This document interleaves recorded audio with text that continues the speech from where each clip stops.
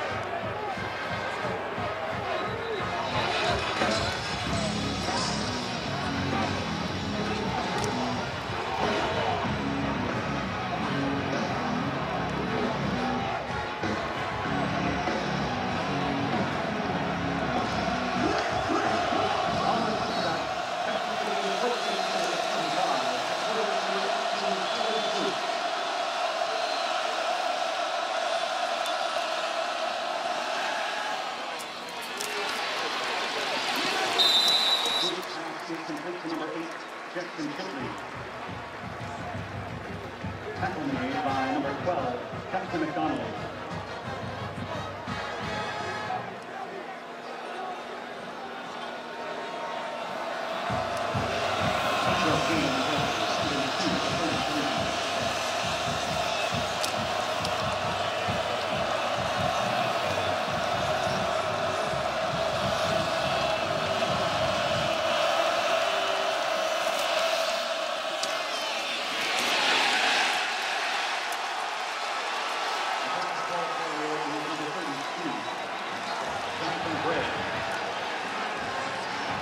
Brought down by number 3, Kevin Shaw.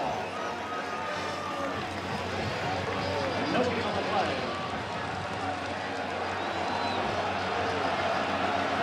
It's 3rd down and 2 at the 33.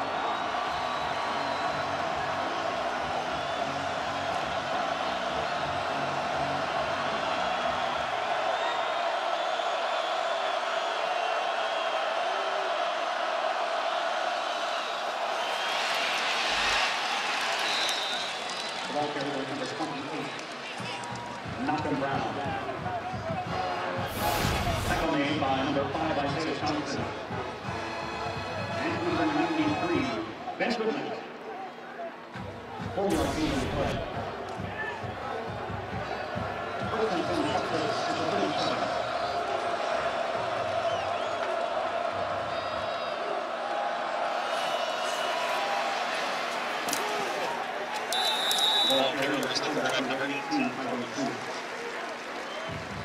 Brought down by number 31, Ben Heaney.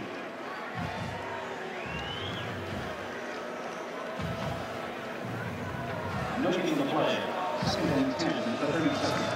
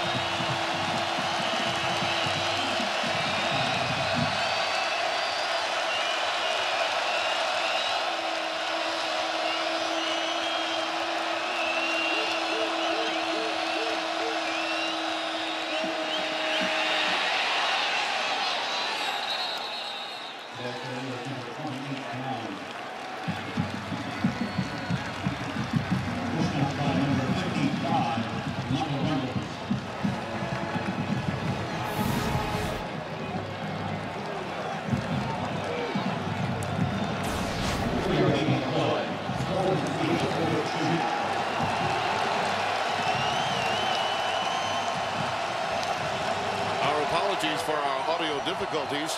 Texas with this drive now coming to a 4th and 3 with Malcolm Brown, the lone setback, as Charlie Strong decides to go for it at the 42 of Kansas. Tries the option towards the boundary, and it's well read. Ben Heaney, whom you talked of very early, makes the play. The outstanding senior from Hutchinson, Kansas. Just great disciplined defense by Kansas. Both Jake Love and Ben Heaney had each of their man in the option play. The Jayhawks are happy. They get a stop. And we're not being paid by the word. We'll be right back. The dual are tired. Taking a look at linebacker Ben Heaney, a big-time playmaker, and they got to stop right where they needed it. And this is what makes him so special, Tim. He's able to avoid the left tackle here, uses his hands and gets out around them, and now he gets to the pitch key. And he ends up taking down Malcolm Brown. They're going to have to do that all day if they want to be successful and get off the field. Corey Avery and Tony Pearson are in the backfield. Pearson in motion. Coatsart goes the other way. That's an incompleted forward pass. That was well read. The screen into the boundary for Corey Avery. Caleb Blewett, 42, blew up that play. Just good instincts there as the offensive lineman released out to block for the running back in the screen. He immediately saw it, got skinny and slipped in between and made the play. You know, in a lot of ways, that initial drive by Texas said a lot about the way they think this game is going to go. They went 10 plays, 42 yards, but gave it up on downs. They didn't think Kansas could stop their ground game, and they were headstrong about it. But the Jayhawks came up big. Now, with good field position, Coatsart burrows ahead for a couple of yards, and that's it. And Coatsart and the rest of this Kansas team hopes that they can build on the momentum from the fourth quarter of the Central Michigan game last week. Yeah, he really did a nice job of progressing and winning the fourth quarter. That's something the coaches talked about all week this week. So they're excited about him coming into this game with a simple game plan and being able to execute it versus a more athletic Texas defense. The words Charlie Weis used when we spoke to him earlier in the week was play a complementary game. A lot of times it could be field position. Well, that's the sequence they're in right now. Coatsart rolling out, looking for his man and finding him inside the 20-yard line and down to the 15. Jimmy Mundine, the tight end, number 41. Talking with Coach Weiss earlier this week, one of the things they want to do with Montell is get him simple completions, move him outside the pocket, or short, quick throws. As you can see right there on 3rd and 7, they get him outside the pocket, and he finds the tight end for a big play. Mundine played very well in that victory last week. Here's Corey Avery trying inside for maybe a yard, and that's about it against that vaunted Texas front. They're salty up front. Malcolm Brown is the leader, but they've got plenty of weaponry back there. There's plenty of size, plenty of athleticism. And how about this? The D tackle, Malcolm Brown's got 3.5 sacks, and he's a D tackle. Usually your defensive ends are the guys leading you in your sacks in your team. Hassan Ridgeway, you see there, number 98, has moved into the spot vacated by Desmond Jackson, who was injured 2 weeks ago against UCLA. Slant pattern is tipped into the air. Could it be picked? I believe it is. In the end zone, Texas comes away with it. And it's Quandre Diggs, who is the key to their secondary. It's a tough play for Montell Cozart. The ball gets tipped, not much he can do about it. And there you see Diggs able to make the big play. Trying to get it to Justin McKay, number 19. We'll be right back.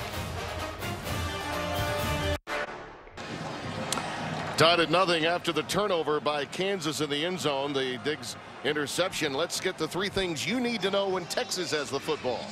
Expect him to pound the rock with Malcolm Brown and Jonathan Gray. Jake Rowlerson, the freshman center, has got a tough task of blocking Keon Stowers today. And their big play wide receiver, John Harris, has to be involved in the passing game early.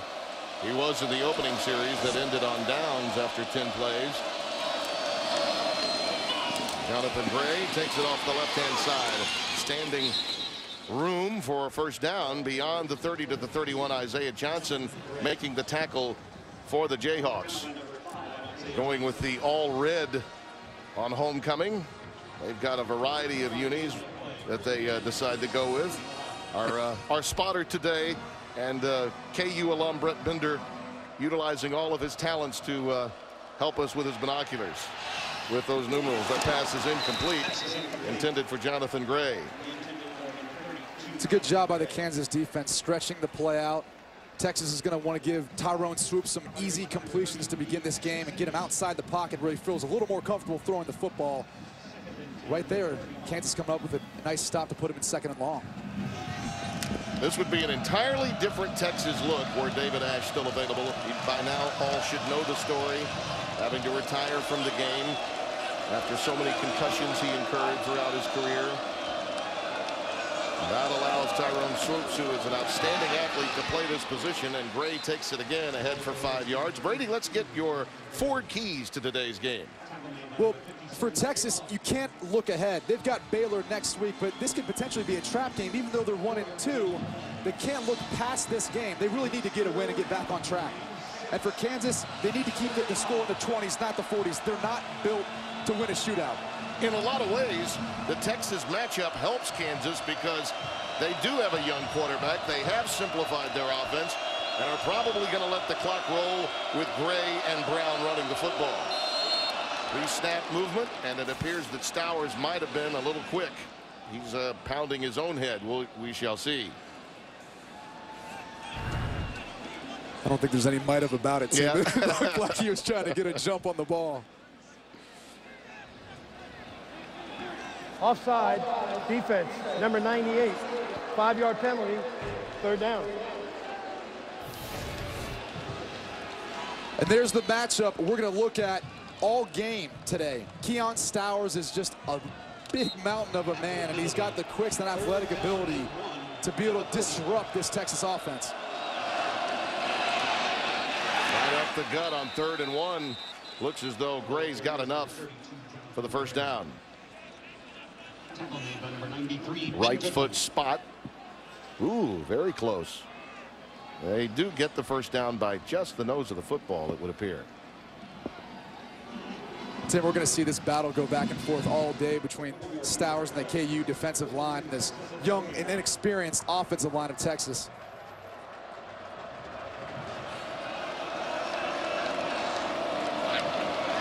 Gray is the lone setback. Run out of the power. Ooh, deep 5-step drop. And now some pressure coming, and Swoops is in trouble. Taken out of bounds back at the 36-yard line. Andrew Bolton, the buck end, providing that pressure, number 95. Heaney was also over there. Surprise, surprise. Ben Heaney giving pressure on the quarterback. And let's not be kidding ourselves. Tyrone Swoops is a big quarterback, 6'4", 234. He's going to be tough to bring down, but Heaney does enough to push him out of bounds. And again, put them in 2nd and long.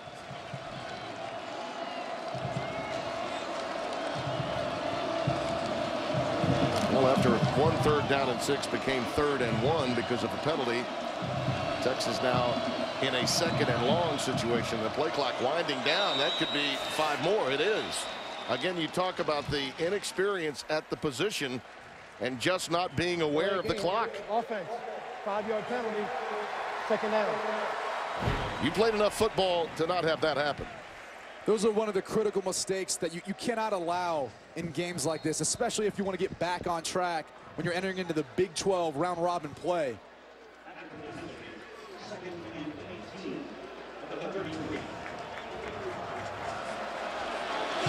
Ja'Cory Warwick has come in at wide receiver. They go with 5 wides and an empty backfield. Warwick is down at the bottom of your screen. 2nd and 18 now. 19 we'll call it officially. There's the athletic ability of Swoops. He saw a lot of green to the right side and gets all the way out to the 40-yard line. Excellent job by him that time. Dexter McDonald pushed him out of bounds, but just a yard shy of a 1st down. Or the original line of scrimmage, I should say. He gets about 8, so 3rd down and 11 coming up.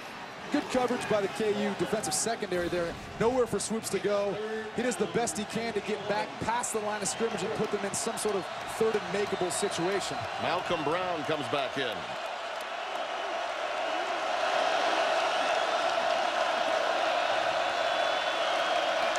Out of the shotgun, Swoops. Throwing that corner route to Harris. That's the go-to guy in a quality matchup. Along the corner with Dexter McDonald, he takes advantage, and it's another Texas 1st down. And nothing against Dexter McDonald, but he's going to be the guy that gets picked on. Most teams shy away from Ja'Cory Shepherd, so they're going to look for any matchup they can get on Dexter McDonald when they're one-on-one on the outside. Tyrone Swoops does a nice job of delivering a ball outside, allowing John Harris to use his body, get the 1st down and out of bounds. They get 14 on 3rd and 11. Malcolm Brown back in the game. They fake it to him. And that one is hauled in, juggled early by Ty Templin, the sophomore from Granbury, Texas. So he falls down inside the 40 at the 39-yard line of Kansas. Tim, when I talked to Sean Watson earlier this week, he talked about simplifying the offense, and one of the ways you can do that is being able to move the pocket, do some different bootlegs with Tyrone Swoops to get him some easy completions, and it helps build his confidence early in this game. Monty Foreman has come in, number 83 for Texas. He's in the slot to the top of your screen. Brown and Gray are the setbacks. Oh, they run a little chicanery. Coming back the other way to Foreman. Just as we identified him, he fumbles the football. But fortunately for Texas, it goes out of bounds inside the 10-yard line of KU. 83. Nice reverse that time, caught Kansas off guard, and they couldn't come up with this fumble. It's a nice job of the Kansas defense. Again, Dexter McDonald coming back into the play to strip the ball out. Unfortunately, they weren't able to jump onto it. Tim, in this part of the field, that's typically where you see either a shot or some sort of trick play, because it's either going to hit big, or if anything happens where it doesn't work out, they don't lose the field position battle. Foreman, a freshman from Texas City, Texas. Dexter McDonald did the job stripping the ball of him, and we've got a timeout taken, or a flag, I beg your pardon, up at back at the 2-yard line. 12 men on the field, defense. After this, to the goal. 1st down. Tim, that's one of the hardest things when you're substituting down into the red zone for the defense. A lot of times you get caught either one short or with one too many, and you can see how that played out in that scenario right there. That won't make Clint Bowen, the defensive coordinator, happy. Gray and Delatorre in the backfield, and it's Gray burrowing ahead for 2 down to about the 3-yard line. It'll be 2nd and goal. The key for this Kansas defense coming in will eliminate the running becoming the key for Texas in moving the ball. They needed to stay sound in their gaps, and that's certainly the case in a goal line situation. Tim, look for them to do some sort of move the pocket with swoops or throw a one-on-one fade, especially if they get John Harris one-on-one. In this case, looks like they're going to run it in. Movement at the 2-yard line. Kansas believes they've got the ball, and they do. Tyrone Swoops turns it over. That looked hurried from the get-go, and it's Ben Heaney that comes away with it. Yet again, another big-time play by the senior. Wow. They busted it up. I don't think he ever got the ball off the snap. Swoops never got it from Rollerson. 3 things we need to know when Kansas has the ball, Brady. Cozart needs to build on success last week versus Central Michigan. 70% completion percentage and 2 touchdowns. And we need to get the ball to Nick Harwell in the passing game. He's going to be the key on 3rd down. And then they need to run the football with Avery and Mann to control the clock and make sure they keep that score in the 20s, not the 40s. Corey Avery is in the backfield, the lone setback behind Cozart under center.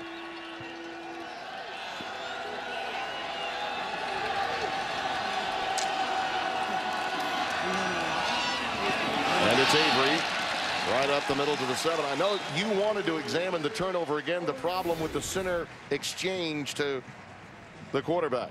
Well, one of the toughest parts when you're a young center, when they get down to the goal line, they have to raise their butt a little higher than they're used to. This makes it a tougher exchange for the quarterback. And with the young center going against Stowers, that's going to be tough to do, especially in a game of this magnitude. The Swoops really never got the ball from Rollerson. On 2nd and 4, Cozart under pressure, lets it fly, and it's incomplete. Fans thought there might have been a little contact there between Nigel King, number 9, and Michael Thompson, the free safety. Kansas really feels like Nigel King can be the guy to throw to down the field for their big plays. He's a big body guy at 6'3", 210 pounds. They're going to try to take some shots early and soften up these corners on the outside for Texas. Well, Texas has had 2 drives of 10 and 11 plays each, yielding nothing. So Charlie Strong does have the low scoring affair he wanted, but they need to move the chains here. And this pass is incomplete. Intended for Avery coming out of the backfield. So in the world of field position, it's still advantage Texas and Charlie Strong. And that time, Montel Cozart paid a price for trying to throw the football. Malcolm Brown, excuse me, one of the defensive tackles was able to come in and get a big hit on Montel Cozart. That's going to be an issue for Kansas if they cannot find a way to protect Cozart or get the ball out quicker. That was Paul Boyette, the sophomore from Humboldt, Texas, that got him right in the chest. Jackson Shipley is back deep. Sure-handed receiving Texas Longhorn, and look at him go here. Wow.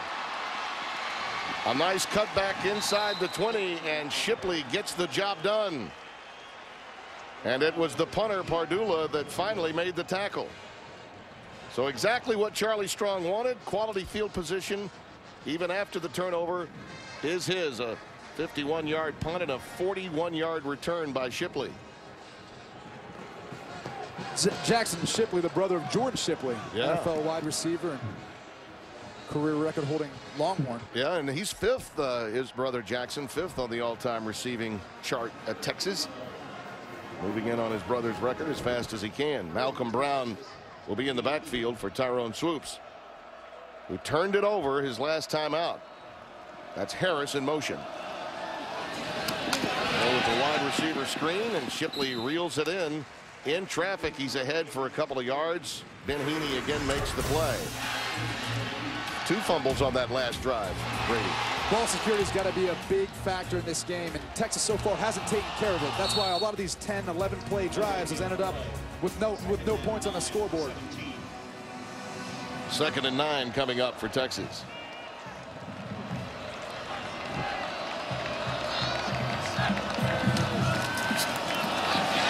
Swoops running option to Malcolm Brown, who finds the edge and gets it down to the 11-yard line. Cassius Sindish, number 33, senior from Waldorf, Maryland, making the tackle. It'll be 3rd down and 3 coming up. That's one of the toughest parts about defending the option. The pitch guy, the guy who's responsible for the pitch, is coming all the way to the middle of the field, and he's got to be responsible for him, so it takes him a while to eventually get there. Harrison Shipley go flanked up to the top of your screen.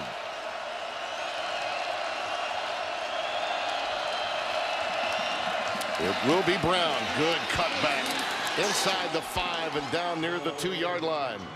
Ben Goodman, number 93, making the tackle. One of 25 Texans on this Kansas roster, out of Beaumont, Westbrook High. Malcolm Brown does a tremendous job of putting his foot in the ground and getting north and south. Ben Goodman was able to lasso him down. His dad's actually a world-class rodeo professional. Yeah. Actually marked it at the 1-yard line. That late surge from Brown. Play fake to him this time. A wide open receiver in the end zone. And it's M.J. McFarland, who has been a playmaker on catches for touchdowns. Had one against UCLA early, you might recall, at Jerry World a couple of weeks back. Being that far down, close to the goal line, it's tough to play the run and the pass. With the play action pass there, Kansas ends up doing a nice job of trying to string it out if it would have been a run play. But it was a play action pass to McFarland, who's, again, come up big in this game. Nick Rose for the extra point. Boy, I hooked that one badly. And the kick is no good. They had to make some changes, you might recall. Anthony Farah played a dual role for Texas a year ago, so they missed the extra point. But it's Shipley's punt return of 41 yards that sets up M.J. McFarland, the recipient of the Tyrone Swoops aerial. Texas leads it by 6 here in Lawrence on Fox Sports 1 and 2. Fox Sports 1 college football is presented by Cree LED Bulb. Tim Brando alongside Brady Quinn.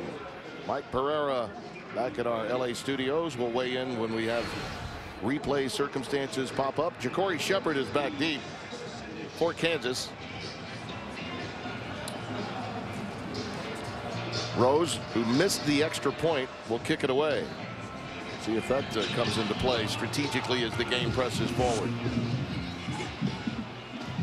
Deep enough into the end zone to take a knee. A reminder tonight, college football returns to Fox as the 7th-ranked Baylor Bears battle the Iowa State Cyclones. Coverage begins at 8 Eastern on Fox and streaming live on Fox Sports Go.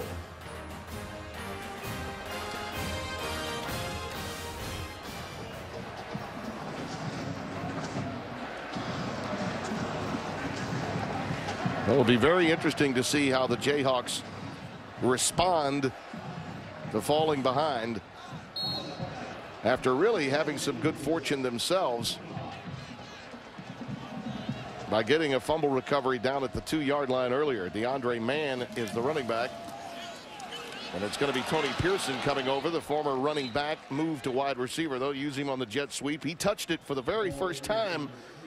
First play from scrimmage against Central Michigan went for 74 yards a week ago. Last year, Tony Pearson played running back. They moved him to a wide receiver this year. He's their big play guy. They want to try to get the ball in his hands however they can, especially on the perimeter. Mann up to the 35-yard line. And that's good enough for a first down. Dalton Santos, number 55, junior from Van, Texas, makes the stop. That's an 8-yard gain.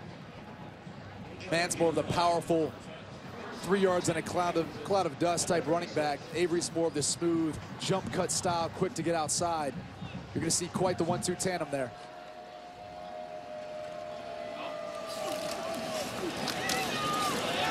Mann with a bounce out. Head for about a yard, and that's about it.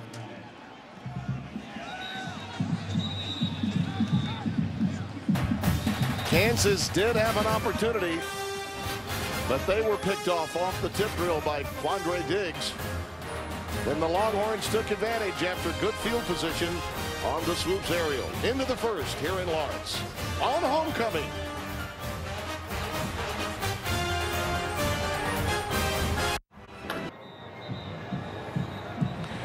We welcome those of you that were watching the Cincinnati Reds win in walk-off grand slam fashion against the Pittsburgh Pirates in extra innings here in Lawrence, Kansas.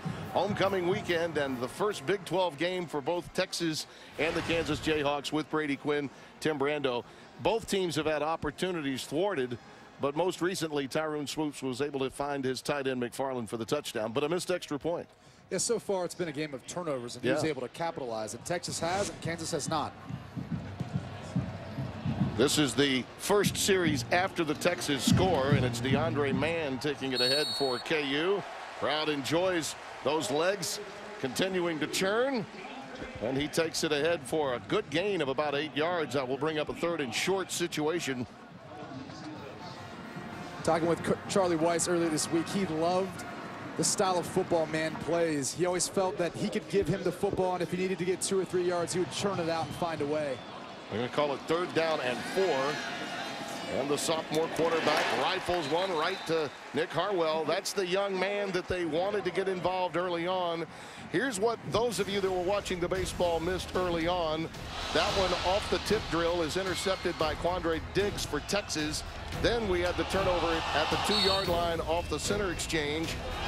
But after a 41-yard punt return by Jackson Shipley, Texas got great field position, took advantage to make it 6-0. And DeAndre Mann, again, strong running by the junior college transfer, Midwest City High School in Northeast Oklahoma A&M. He gets out ahead for another large pickup of 6. Keon Hott and Mike Smithberg are doing a nice job on Malcolm Brown and Hassan Ridgeway. They've been able to move them around with that double team and find some seams in that defense. Remember, Texas without Desmond Jackson, who was injured in the UCLA game. Man, this time bounces out.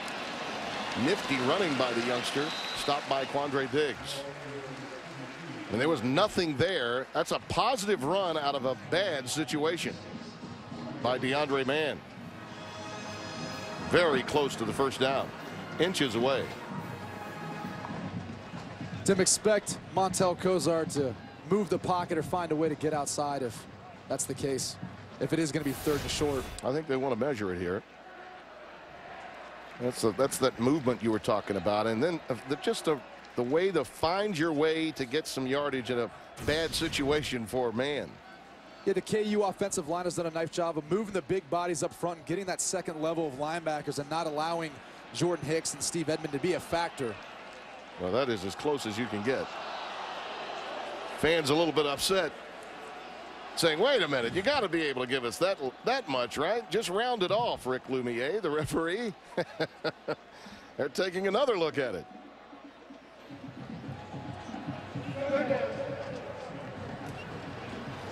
That's as close to having a first down as you can be with a 3rd down play coming up. Corey Avery has now checked in, replacing DeAndre Mann. This will most likely be a quarterback sneak here, if I know Charlie Weis. Well, you should, and it is. I can't tell you how many times over the course of my career you got that call on 3rd and short. Even 4th and 1.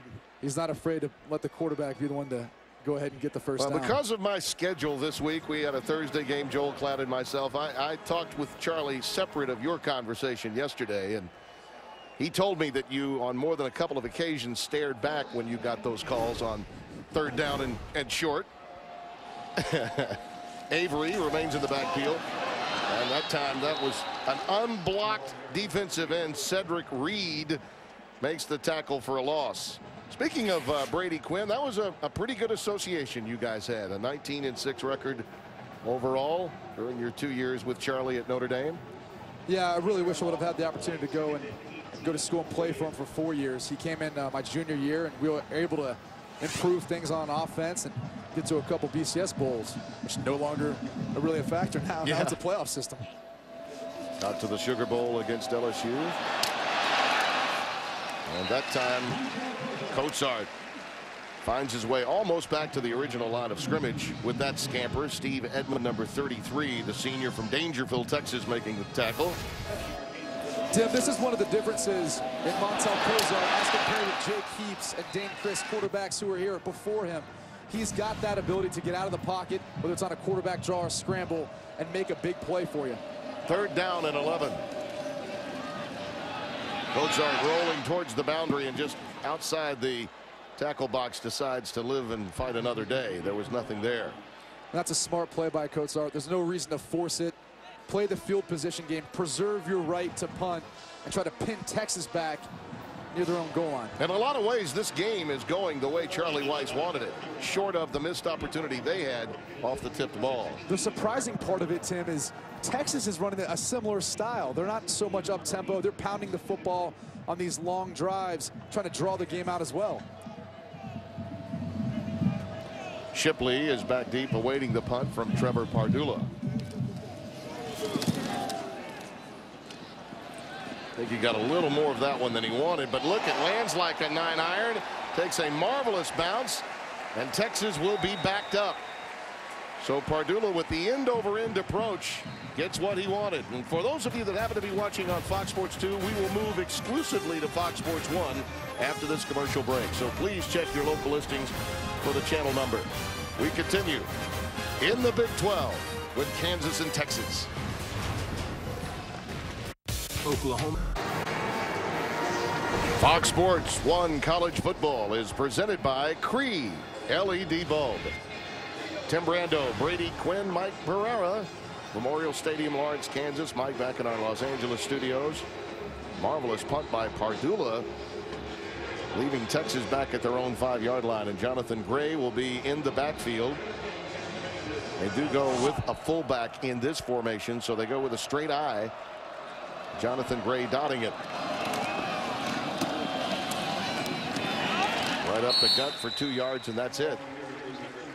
Tyrone Swoops, who they believe in time will be able to take on more responsibility with this offense. Tim, they've been pounding the football, but this is the type of game they'd like to play with Tyrone Swoops. Rely on the running game and allow him to be efficient and control the game with short passes to the outside of the perimeter of the field and move around the pocket. That's where he's best. Well, if Gray and Brown can get what they want on the ground, then play action comes into play. 2nd down and 8. And they go with Jonathan Gray. A yard, and that's about it. Ben Heaney making the tackle. Completion percentage by quarter has been problematic for the young backup quarterback turned starter. You'd like to see it the other way, Tim, but part of the reason that is because they script plays to begin the game. So they know what 15 plays they're going to run right off the bat. And as the game goes on, it's less predictable. 3rd down and 6.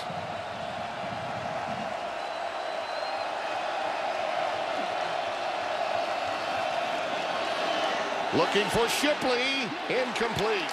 Excellent recovery that time by Boateng. Matthew Boateng, number 1.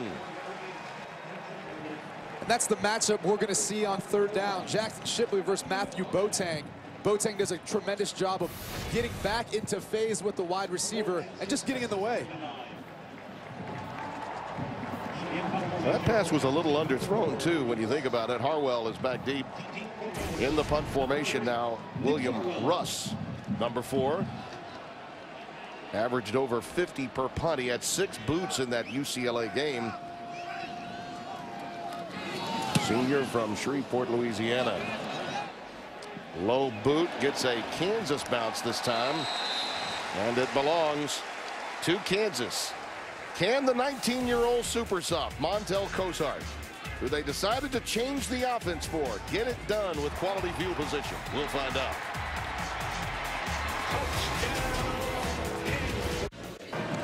Six 0 Texas with the lead. Special teams really a story, and particularly the way Charlie Weis wants this game to be played.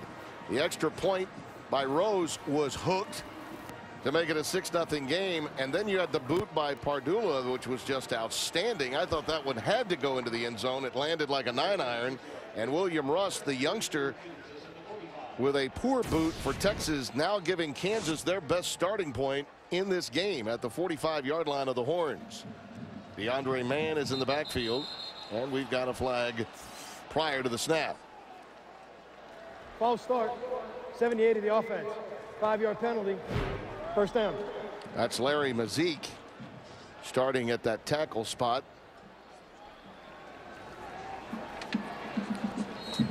Those negative plays, not something Charlie Weis likes seeing, particularly with that kind of field position to open a series. DeAndre Mann popping it inside the 45 to the 43. Let's get back to Los Angeles. Greg Wolf for this Lowe's Never Stop Improving game break. All right, thanks. Let's go to Raleigh, North Carolina. #1 Florida State in a battle. Florida transfer Jacoby Brissett. Unreal effort here. The Noles defense cannot bring him down. He finds Jonathan Alston, 8-yard score. That made it 24-7.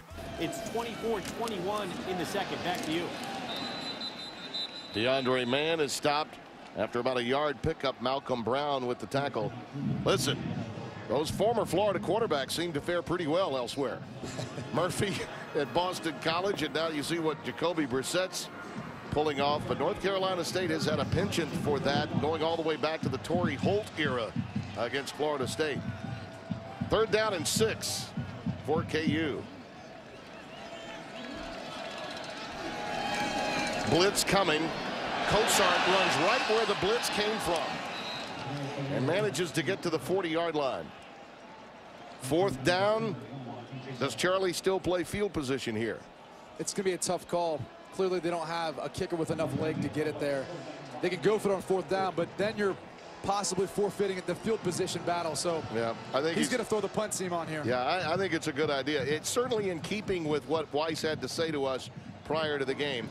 Playing that complementary role and maintaining field position, that's the way he wants to do it today. And I think he wants to rely on the defense, those 9 returning starters, to control this game, not on a young quarterback.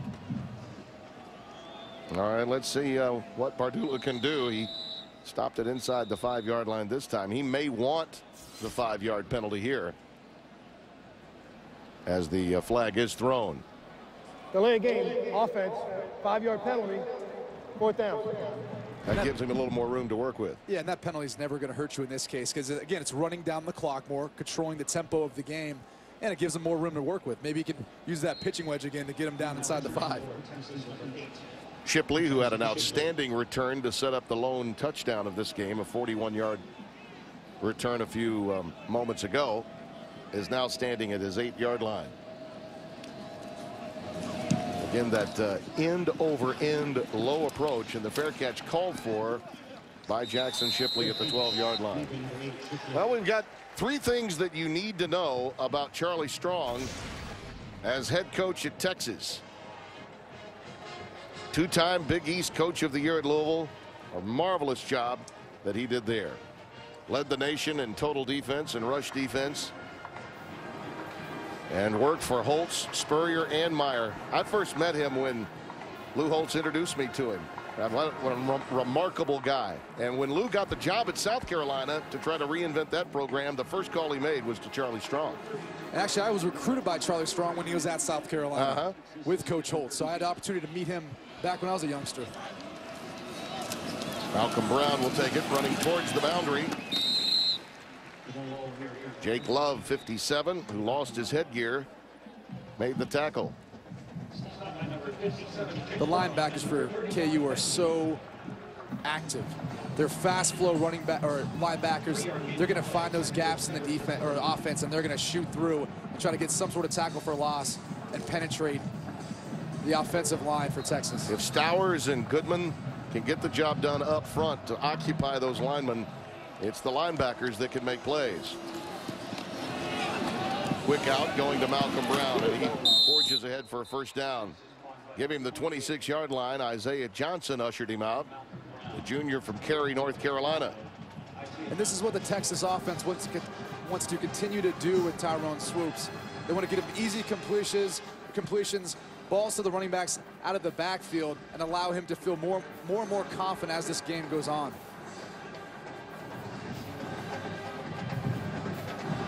Quickly played first half with a lot of running plays and a number of empty trips by Texas. Drives of 11 and 10 plays that ended with no score. Play clock winding down. They go play action here. Swoops looking long for Marcus Johnson, and he overthrows it. Boy, he knows it was there that time. It really was. And watching Swoops in warm-ups today, he missed some of the deeper passes he was throwing just coming into this game. And I don't know if it was the wind or if he didn't feel comfortable enough throwing towards this end zone, but this was the end zone they warmed up in, and this ball just sails a little bit on him. You know, the thing that you take away from Tyrone Swoops is that he is an excellent athlete playing the quarterback position, but he still needs to learn some of the nuances of it. Well, he still needs to grow to feel more comfortable in the pocket. Comes from a White Wright High School, which is a 2A school down in Texas. Yeah. It's a much smaller. Rush for 50, yeah, he rushed for 5,300 back there. Yeah. He passed for 3,800, but you're right, he was sort of the man. He was the man. Yeah. He's going to adjust to that now. Jake Love showing little early on defensively for Kansas.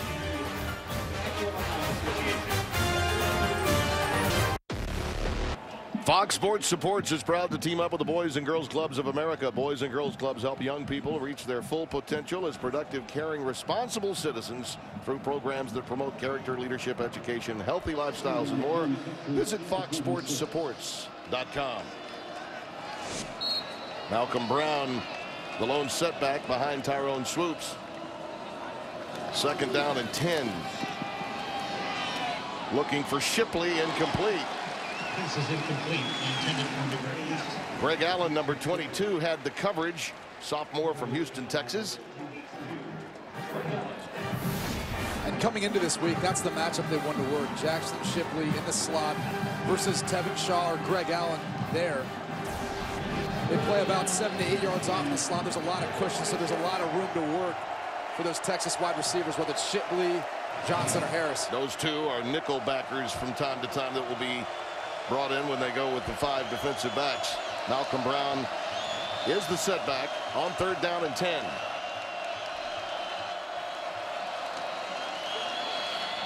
Pressure coming.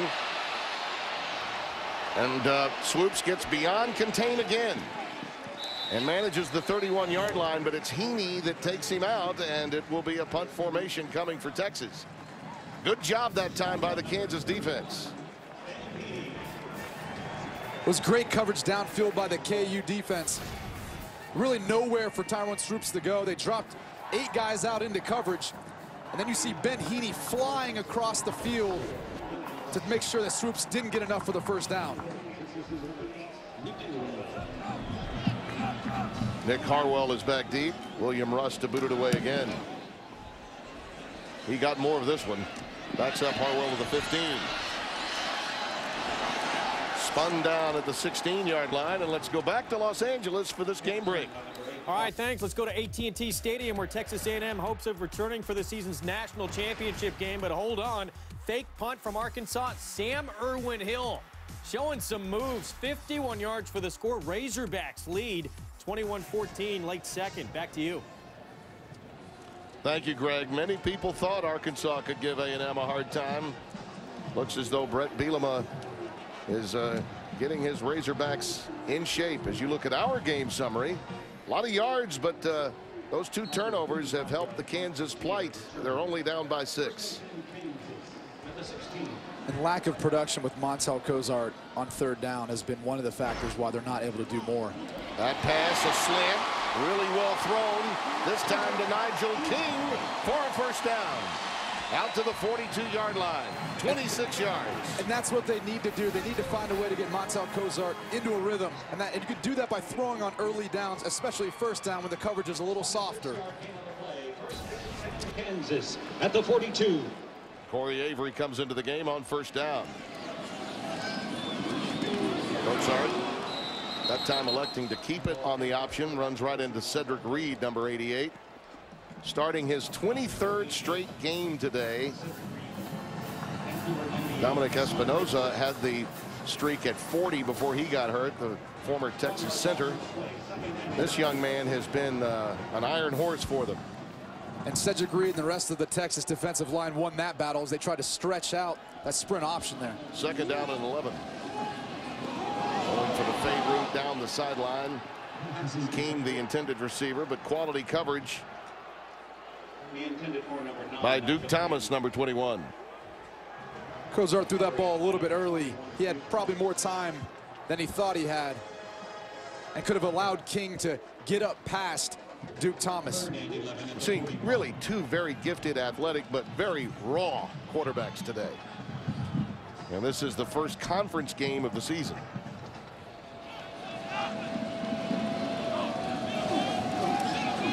Cozart looking to step up and throws an interception. Picked off by Duke Thomas. That's what Charlie Weis cannot have happen today. And he gets it down to the 26-yard line of the Jayhawks. We got a marker down. We'll check the flag. Back at the 36-yard line. May have happened. The infraction may have happened on the return after the pick. Cozart showing his inexperience there and trying to force one when he really didn't have to. After the play was over, unsportsmanlike conduct on the defense. Penalty would be half the distance to the goal. 1st down. So it's against Kansas, only to make matters worse, according to our referee, Rick Lumiere. Cozart feels pressure, steps up in the pocket, tries to deliver a ball in a window that really isn't even there. In that case, sometimes the best thing to do is just take a sack and live to play another down. You can't give away momentum like that in this type of game, especially the way Coach Charlie Weis wants to play against these Longhorns. And to make matters worse, they lose their poise, pick up a penalty that gives half the distance to the goal, and now sets up Texas at the 13-yard line of Kansas. Already leading by 6.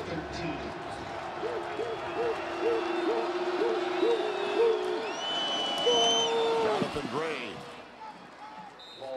Right off tackle, gets it down to the 8-yard line. Pick up a 5. Talking to Sean Watson this week, he really wanted to establish the running game with Brown and Gray. Well, they're going quickly here, 2nd and 5. Nothing doing this time, though. Tevin Shaw coming up from the defensive back position to nail him at the point of attack. So it's 3rd and 5. They thought they could catch him off guard there. Yeah, run they the did. same exact play and come back with a little more up tempo. May have outsmarted themselves in that situation.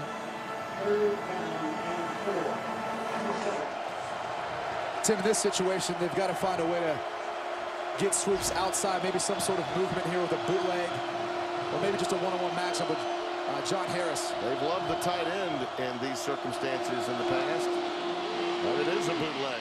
Nice call by Brady Quinn. Does he get in? He does. Touchdown, Texas. It was a tremendous job of blocking by John Harris and Jackson Shipley. But at the end of this play, that's just all Tyrone Swoops, putting his body through the rest of the KU defense to get in the end zone.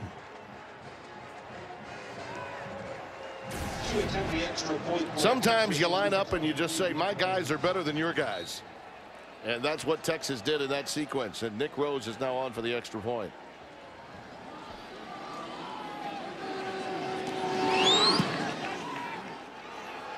A little more patient that time as he puts it through to make it a 13-0 lead. Tyrone Swoops with a little bootleg action as prescribed by Brady Quinn. It's a 13-point lead. Out in those so-called weekends where you have matchups outside dueling top 25s, what do you get? You get a dog day afternoon and you get a lot of conversation pieces. That's what the college game is all about. It really is. It's why we love it so. Ja'Cory Shepherd awaiting the kick from Rose here at the University of Kansas Memorial Stadium.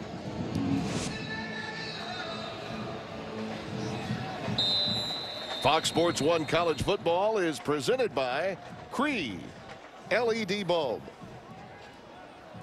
And the Jayhawks now, because of that interception return and then the 13-yard half the distance tack on, find themselves down by 13 points. What can we anticipate here to get Cozart right Brady. Well, they have enough time to still run the football. It's not quite down to the 2-minute mark. And they're averaging about 4 yards a carry. So they need to continue to establish the run as they have. But they've got to figure out a way of getting Cozart some easier completions. He's 3 of 10 right now for 68 yards and 2 interceptions. Avery has run the ball nicely when given the opportunity. This time he's stopped by Cedric Reed. Both of the Texas touchdowns have come after the Longhorns set up shop in the red zone. All right, once after the Shipley punt return at the 18 and then the 13-yard line on the most recent touchdown. And it's a great example of complementary football, something that Kansas wanted to do coming into this. Pass to Harwell is caught. This is the young man that is a proven commodity, transferred from Miami of Ohio. They think he can really be a playmaker for them. And he was someone that Weiss had spot shadowed specifically for this game. Corey Avery re-enters the game on 3rd down and 4 for the Jayhawks.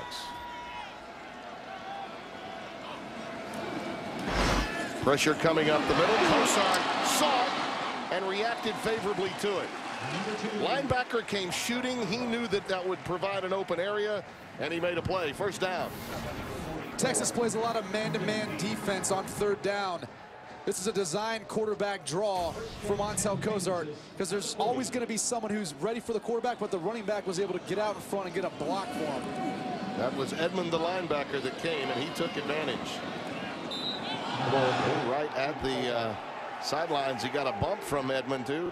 I believe he was blocked. Crowd reacted to it, but not a late hit. He was coming off a block. So Avery, no flag there. Avery not helping out his quarterback on that one, trying to, but inadvertently gets hit. 2nd down and 11. We'll call it 12.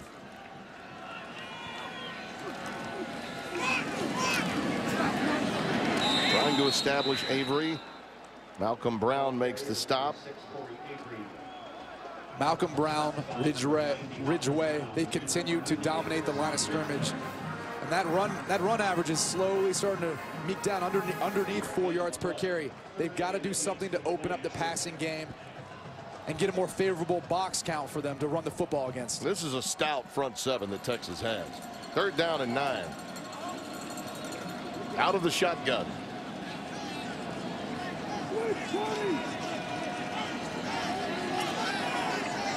Pearson and Avery are in the backfield. Play clock is winding down. He just gets it off in time. And the out pattern is caught by Harwell. That's a big league throw and catch inside the 45 of Texas.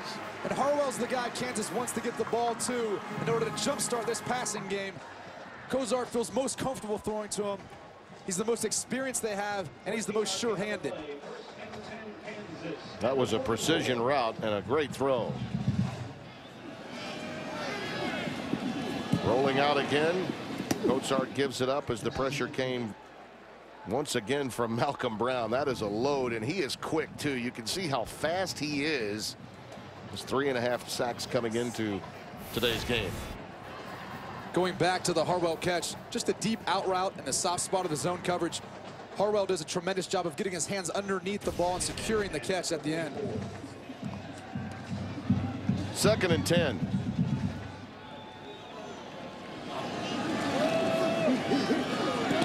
And once again, Edmond was coming, and they ran the ball right into his blitz. Avery stopped in his tracks, and they continue to shoot the linebacker Edmond. Steve Edmond keeps creeping up into the line of scrimmage. The offensive line for KU is having a hard time deciphering and communicating who's responsible for him. He ends up coming through and be able to disrupt the offensive running game for KU. So after no gain, 3rd and 9. Well, the quarterback draw does not work. Charlie Strong's defense dictating tempo. He'll quickly get a timeout. Hassan Ridgeway, 98, made that stop. Texas looked ready for that quarterback draw. Yes, they did. Well, coming up on AT&T halftime, Rob Stone, Joel Klatt, Dave Wannstedt. And as you heard a few moments ago, there are some surprises and frenetic finishes to discuss on this late September Saturday in college football. Todd Gurley jumping himself back up into that Heisman conversation with his performance today. Yeah, indeed. And And Tennessee made them work through the course of that game. Obviously, in this conference, the Big 12, I think a lot of people anticipating, you know, that collision course for perhaps the TCU-Oklahoma game in a couple of weeks. Also for Baylor, potentially in Oklahoma. There's a lot of football to be played. I think one of the major questions for the Big 12 is there another team outside of those two, Baylor and Oklahoma, that truly are contenders? I think down the road in Manhattan, they believe they can still be a factor in the championship race at Kansas State. Tim, we did the game with TCU a couple weeks ago, and I think if they continue to build the way they've demonstrated on offense with that Gary Patterson defense, they can be special. They can be a contender for sure. Bardula will punt it away. Shipley is back deep.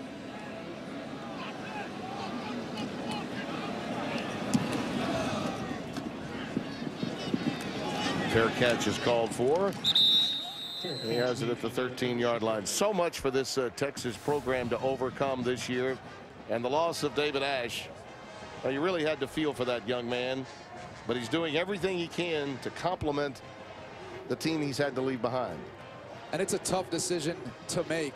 It may seem easy for those people on the outside, but when you're a player and you're passionate about the game of football, to be able to decide to hang up the cleats when physically you feel like you're ready, that's one of the toughest things to do, but it's for the betterment of him moving forward. And probably a good example to all those out there who are facing a similar dilemma. Oh, yeah. In a lot of ways, too. If you go back to the decline of the Texas program in Mack Brown's later years, you could point to quarterback, the issues they've had there since Vince Young. That pass is caught, rifled in there to John Harris for the first down at the 25-yard line. 1:24 remaining in this second quarter. A 13-yard pickup. And that's one of the biggest differences between David Ash and Tyrone Swoops is David Ash had a much bigger playbook than what they were giving Tyrone Swoops. Streaking down the sidelines, Ja'Cory Warwick, and that pass off target. Second down and 10 coming up.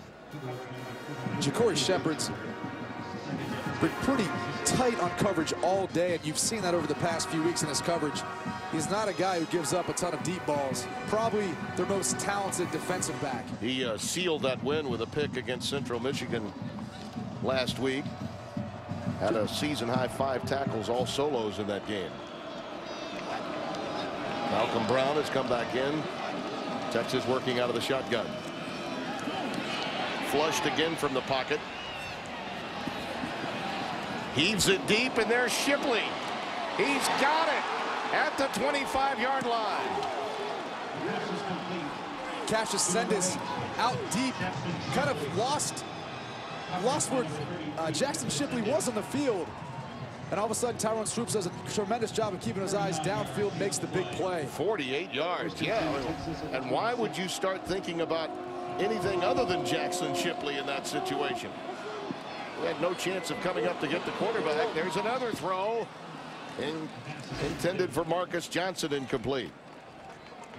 I almost thought that that Sendis decided to come help with run support. He just misjudged the ball, almost like he thought it was going to end up being shorter than it was, and maybe it was the wind, or maybe it was just ended up him just misjudging it. And Jackson Shipley kind of just sitting there waiting for it. It seemed like forever. Second and 10 now with Malcolm Brown back in the game.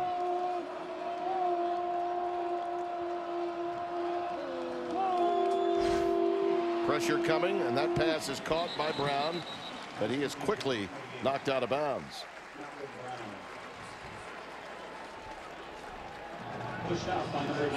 That was 95 Andrew Bolton that took care of him. Bolton sniffed that out right from the get-go. He almost ran right with the back on the screen. Youngster from Bolton, Mississippi, Hines Community College. Well, 3rd and 15 now, and this is a very important sequence for the Kansas defense. Tim, expect them to throw something short here, possibly even get them better field goal range.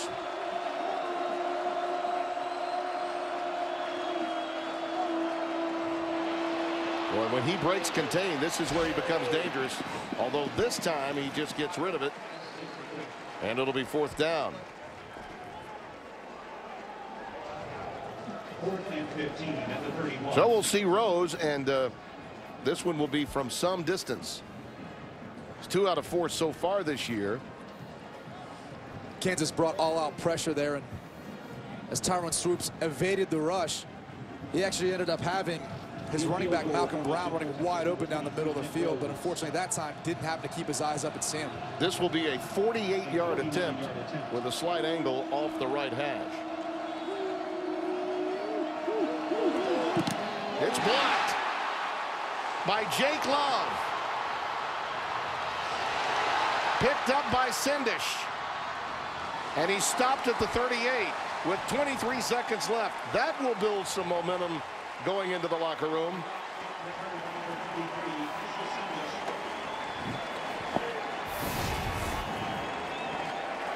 Here's the block from Love right up the middle. So a breakdown in the interior alignment that time. I don't think the kick was necessarily that low. No, it wasn't low. They overloaded the right side, and Jake Love happened to be the guy they tried to overload that one particular gap. And he does a nice job of getting his hands up and getting through just in time to tip the ball.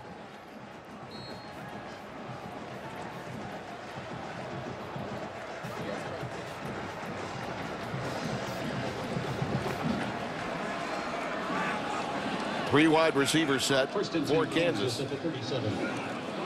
Cozart has all kinds of time. Texas only bringing 3, but he doesn't want to make another mistake. Young man threw a pick a moment ago that cost his team 7 points. So he steps out of bounds. Tim, with this amount of time on the clock, he had 23 seconds. You can go ahead and take a shot downfield. You might get a pass interference, you might get a big play, and if you throw an interception, they've got to go all the way down the field in about 15 to 14 seconds now. And that's tough to do for any offense. So you can be a little more aggressive in these sorts of scenarios. Again, it's the quarterback draw, which gives him enough room, he would think, to at least throw it deep. They have a timeout remaining, and Steve Edmond made the stop. They do take the timeout. Well, you've been in these situations with Charlie Weis before. You know you've got enough arm to get it to the end zone.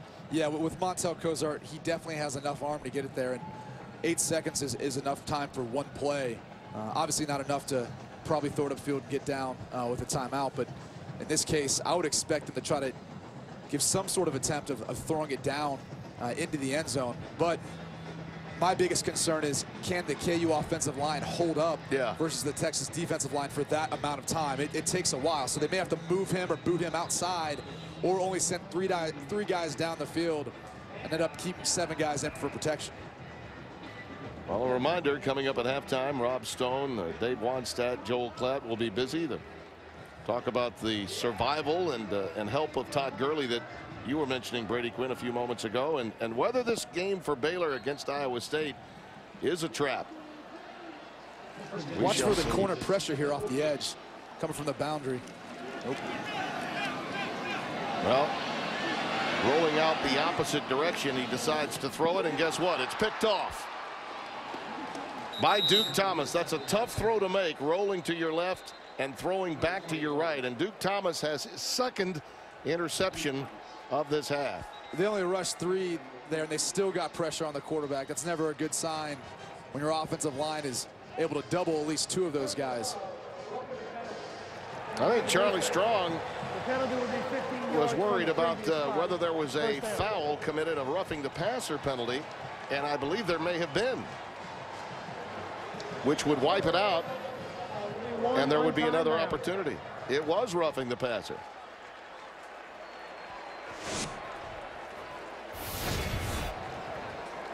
Cozart extends the play, and Ridgeway. That's a good call. Yeah, it's just a poor decision on his part, especially looking in retrospect when they ended up intercepting the ball. Yeah. There's no need for it. And now that moves the ball to the 37-yard line. Here's the call. This is the second timeout call by Kansas in the second half. Timeout will be for 30 seconds only. Well, not only do they get a second chance, they had another timeout to talk about it, and a huge mistake by Hassan Ridgeway.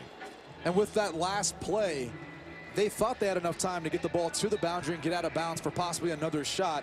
With the way they rolled him out, as far as what the routes look like downfield. In this case, it's the last play. You've got to throw some sort of Hail Mary or maybe some sort of pass underneath with a lateral, somewhat of a trick play in order to get yourselves in the end zone. But again, can they protect Cozart for long enough to give the wide receivers an opportunity to get downfield into the end zone? Well, one thing they haven't done is they haven't been able to identify Steve Edmond when from that middle linebacker position he's been shooting through. He's gone unblocked many times through the course of this game. One of the things KU likes to do when they run the football out of the shotguns, they're going to pull one of their guards, and they have to be shooting him in the gap where that guard's pulling too, so he's not quite able to get there in time, and he isn't able to identify if that's his man in the blocking scheme. Well, you see the bunch formation to the top of your screen, the diamond with those receivers, and they'll launch it in that direction. See what happens with a jump ball situation in the end zone, and it's picked off again by Duke Thomas. Well, if at first you don't succeed, try again. One was wiped out. He gets the second pick anyway. I think Duke Thomas has caught more balls from Montel Cozart today than any of the wide receivers at KU. Well, we've come to halftime in a series dominated by Texas. It is a lovely afternoon here in Lawrence, and coming up after this break, we're going to be sending you back to Los Angeles and Rob Stone for highlights and updates on AT&T Halftime. Right now, the Horns trying to get back on track in Big 12 play on Fox Sports 1.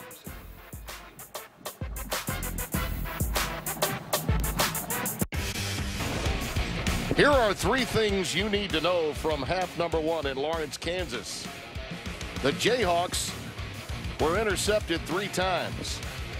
Duke Thomas, on a couple of occasions, did the honors. Swoops, he did it again. 2 touchdowns, once in the air to McFarland and once on his own with bootleg action with his legs. And the Jayhawks have punted it 4 times and are only 4 for 9 on 3rd down and need to improve in that area in half number 2. We welcome you back as Fox Sports 1 college football coverage is presented by Cree LED Bulb. Our score here at halftime, Texas pitching a shutout 13-0 on homecoming in Lawrence. Tim Brando alongside Brady Quinn. So much was going right in terms of the game's tempo for Charlie Weis, but unfortunately the turnovers, I mean, you can't overcome that. And the young 19-year-old Cozart really did have his troubles. Yeah, Tim, and really the first interception got tipped in the red zone. It wasn't his fault. He was going to the right spot with it. Unfortunately, it never ended up getting to the wide receiver. And even the last one at the end of the half, he's just trying to throw it up to give him an opportunity. It was the one that was on 3rd down when he scrambled up and tried to fit the ball in a tight window. That was the one that hurt them the most, and Texas was able to go right down and score off of that. On the flip side, Tyrone Swoops has had some moments in this game, and I think his athletic prowess is what you notice first and foremost. Well, they're trying to move him outside of the pocket to give him some easy completions, and they've been successful in doing that.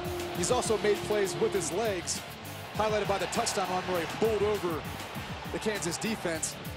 And lastly, he's been able to extend plays to get outside the pocket and throw downfield. They've only really had one deep play action pass downfield. The rest of it has been him getting outside the pocket and finding wide receivers who slip open. Yeah, he's better really outside the pocket, either with his legs or his ability to throw it. That was a heck of a launch to Shipley there you saw at the end. You expect that that's really what they want to do with him, is roll him out more, because he seems to be more effective when he does so. Well, I think as he continues to build comfort being the starter, they'll allow him to do more pocket passes and so forth. But right now he's better outside the pocket. They're better handing the ball off and allowing him to control the football game that way. What's that old coaching axiom? If you roll him out, now he has half as many reads. So that's the way. and a lot of Sean Watson, we talked about this week, was they give him half field reads in the pocket as well. As you look at our Geico first half stats, the turnover issue, clearly a major problem for Kansas. Texas, it could have been worse. They did the same, even had a problem on a center quarterback exchange. But the bottom line is that young man, Cozart's got the ability, but you wonder about his confidence for Charlie Weis after a few of those interceptions. One of the toughest things as a quarterback is being into a rhythm where it's run, pass. They got to find a way to get him passes on early downs to build that confidence back up. What Charlie Weis discussed with us prior to the game was the nose tackle advantage that he had with Stowers against the freshman Rollerson at center. They're trying to double team him And what happens when he gets double teamed is it frees up one of the linebackers to be able to make a play at the line of scrimmage. Jake Love here takes advantage. Stowers isn't going to show up as much in your stat sheet, but he's doing his job. Tadarian Johnson does it here, as you can see, but this time he slips through the two defenders to grab a leg and be in on the tackle. So they're doing their job. They're allowing Ben Heaney and Jake Love to get to the running backs and to get into the line of scrimmage and make plays. We are ready to play ball in half number 2. The Longhorns have come into Lawrence, Kansas, and won every time they've met since 1938 during the Great Depression, the last time the Jayhawks won. The first meeting in this series between the two way back in 1901. Kansas was a winner. Ja'Cory Shepherd is back deep. And he'll be forced to take a knee, and the Jayhawks will start at the 20. You look at Coatsart as he makes his way out, and the thing that I'll really be interested in as he begins this series up at the 25-yard line is how they utilize him from a confidence standpoint with play calling. And you know Charlie coming out of a half as well as any, having played for him at Notre Dame for 2 years. And again, they're going to try to find a way of building him easy passes, whether that's through the screen game or quick passes to the outside. They just want to get him going, get him back into a rhythm, and they got to find a way of protecting him as well. DeAndre Mann is the setback, and he takes it, and Hopscotch is ahead for a couple, and that's about it. Steve Edmond had a wonderful first half. They were blitzing him early and often, and really struggled, Kansas did, in terms of trying to pick him up. He wreaked havoc on Coatsart, and I think really got into his head a little bit in the first half. Well, Keon Hodden, he's the guy who's going to make the calls for the offensive line for Kansas. Once he puts his head down and Steve Edmond runs up in the line of scrimmage, they've got to find a way to adjust on the fly. There's that slant. The arm strength is there, right on target to Tony Pearson, the converted running back. They moved him to that position, by the way, because he too had been a victim of many concussions as a running back. And there he does a nice job of getting his body in front of the ball between the defender and the ball to make the play. Coatsart throwing a strike. From the 44, first down. Mann bouncing outside and into Texas territory to the 48-yard line. Jason Hall, the free safety, the first to make contact, the freshman from Grand Prairie, Texas. Gain of 8, 2nd and 2. John Reagan picking up the tempo here a bit, putting more pressure on the Texas defense. Probably a halftime adjustment, something they talked about they needed to do.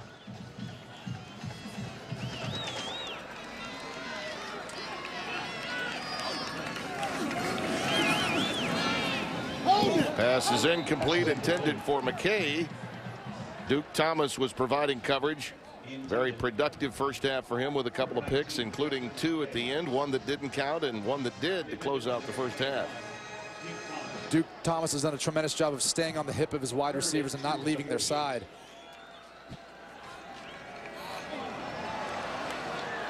Kansas ran 13 plays in Texas territory in the first half without scoring. And they had field position for much of that half. In fact, they punted the ball 3 times in plus territory in the first half. Coatsart keeps it and is ahead for the first down inside the 45 to the 43. And he hurt himself, I believe. He's holding that right elbow shoulder, it appears, but maybe he's going to pick himself up. And it all starts with a miscommunication between him and the running back, where he probably was handing the ball off, but it ends up he's keeping it. And now he's the one that runs for the first down. Yeah, he fell but on lands that. awkward. He takes a hit. Yeah, he fell on that. He's holding his right shoulder, but he fell on the left elbow, too. First down with the ball at the 44. DeAndre Mann behind him. He'll hand it this time.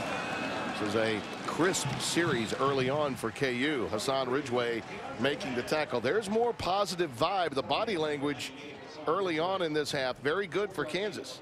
Coach Weiss talked about earlier this week that if they were within 2 scores, they felt confident in their ability to come back in this game based on what they did last week versus Central Michigan.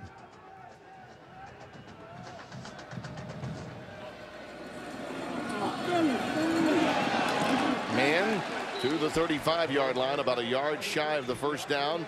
Paul Boyette, 93, made the tackle. His quote to us was, In 2 years and 3 games, I finally saw my club win the fourth quarter. The game was tied at 10 against Central Michigan last week. Really a tough team defensively in the Mid-America Conference. That was quite a statement for Charlie to make. Only his 6th victory here at Kansas since taking over as head coach. Mann gets to the edge.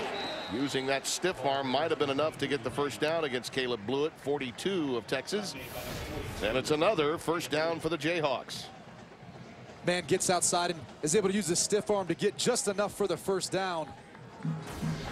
Again, running tough. That's the change up between Avery and Mann. Is Mann's the more downhill, use his body to get the extra yards. Gottsart with a corner blitz coming, and he did not recognize it.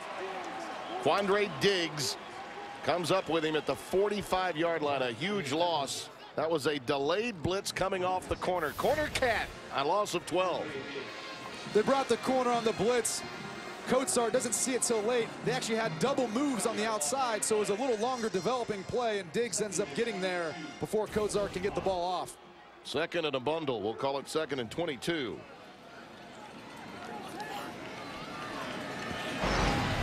Edmond coming again. They pick him up this time, and they throw the shallow cross against it to Justin McKay. He is dumped in his tracks immediately. Texas is utilizing a 3-down front, and then they're bringing Edmond up into the line of scrimmage as that 4th rusher.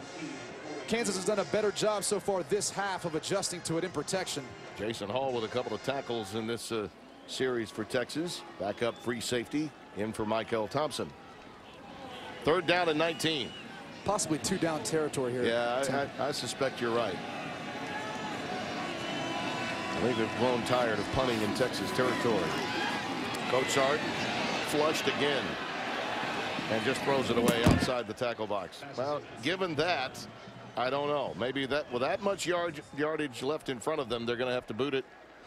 And that negative play, that big-time corner cat blitz, disrupted that series, and you can see how disconsolate the 19-year-old is. Yeah, that's assuming you get a positive play there. In that instance, Gottsart just doesn't look comfortable sitting in the pocket while it starts to collapse around him. He's got to do a better job of remaining patient, allowing his wide receivers to get open downfield, even though it feels like it's getting a little bit tight. He still has enough time and enough room.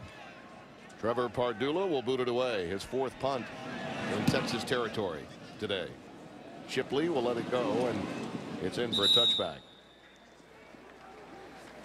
2 young quarterbacks on display. Tyrone Swoops had the better of it in half number 1. We'll see what he can come up with in the second. He's taken some live bullets against great competition. No moral victories at Texas, but they did improve against UCLA, didn't they? The Dueler. Well, that's a lovely shot. 13-0 Texas with the lead over Kansas. And tonight, the UFC returns to Fox Sports 1 for UFC 178 prelims, featuring a full slate of epic bouts, including a bantamweight matchup between 10th-ranked Dominic Cruz and 5th-ranked Takeya Mizugaki. The action starts tonight at 7:30 Eastern on Fox Sports 1 and streaming live on Fox Sports Go. Jonathan Gray, Malcolm Brown in the backfield. Texas takes over at the 20. Quick slant to Shipley, and the 5th all-time leading receiver for receptions made at Texas as a first down out to the 35. Cassius Sindish made the stop. Tim, they ran the ball 23 times in the first half to 18 pass attempts. Now they're going to start utilizing the play action pass. Now that they're getting Kansas to suck up into the box count, they're going to be able to get their wide receivers in behind the linebackers in that first level of their defense. Spotted it actually at the 34-yard line. First down.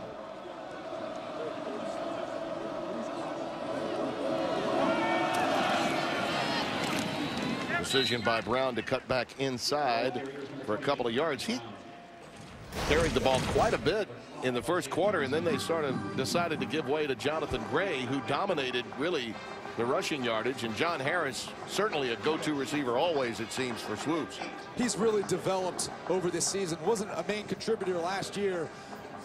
Coach Strong talked about his development of not only being a leader with his actions, but also his voice off the field on this team. Second down.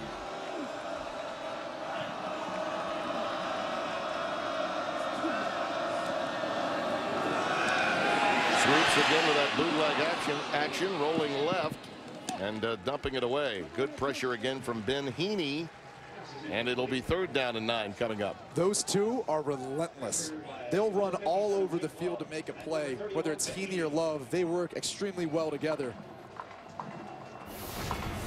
It's 3rd down and 8. In this case, Heaney is the stand-up defensive end. They're starting to move him around a bit, and Jake Love comes all the way from the other linebacker spot just to make sure Swoops isn't able to make a play downfield. We'll officially call it a 3rd and long 8.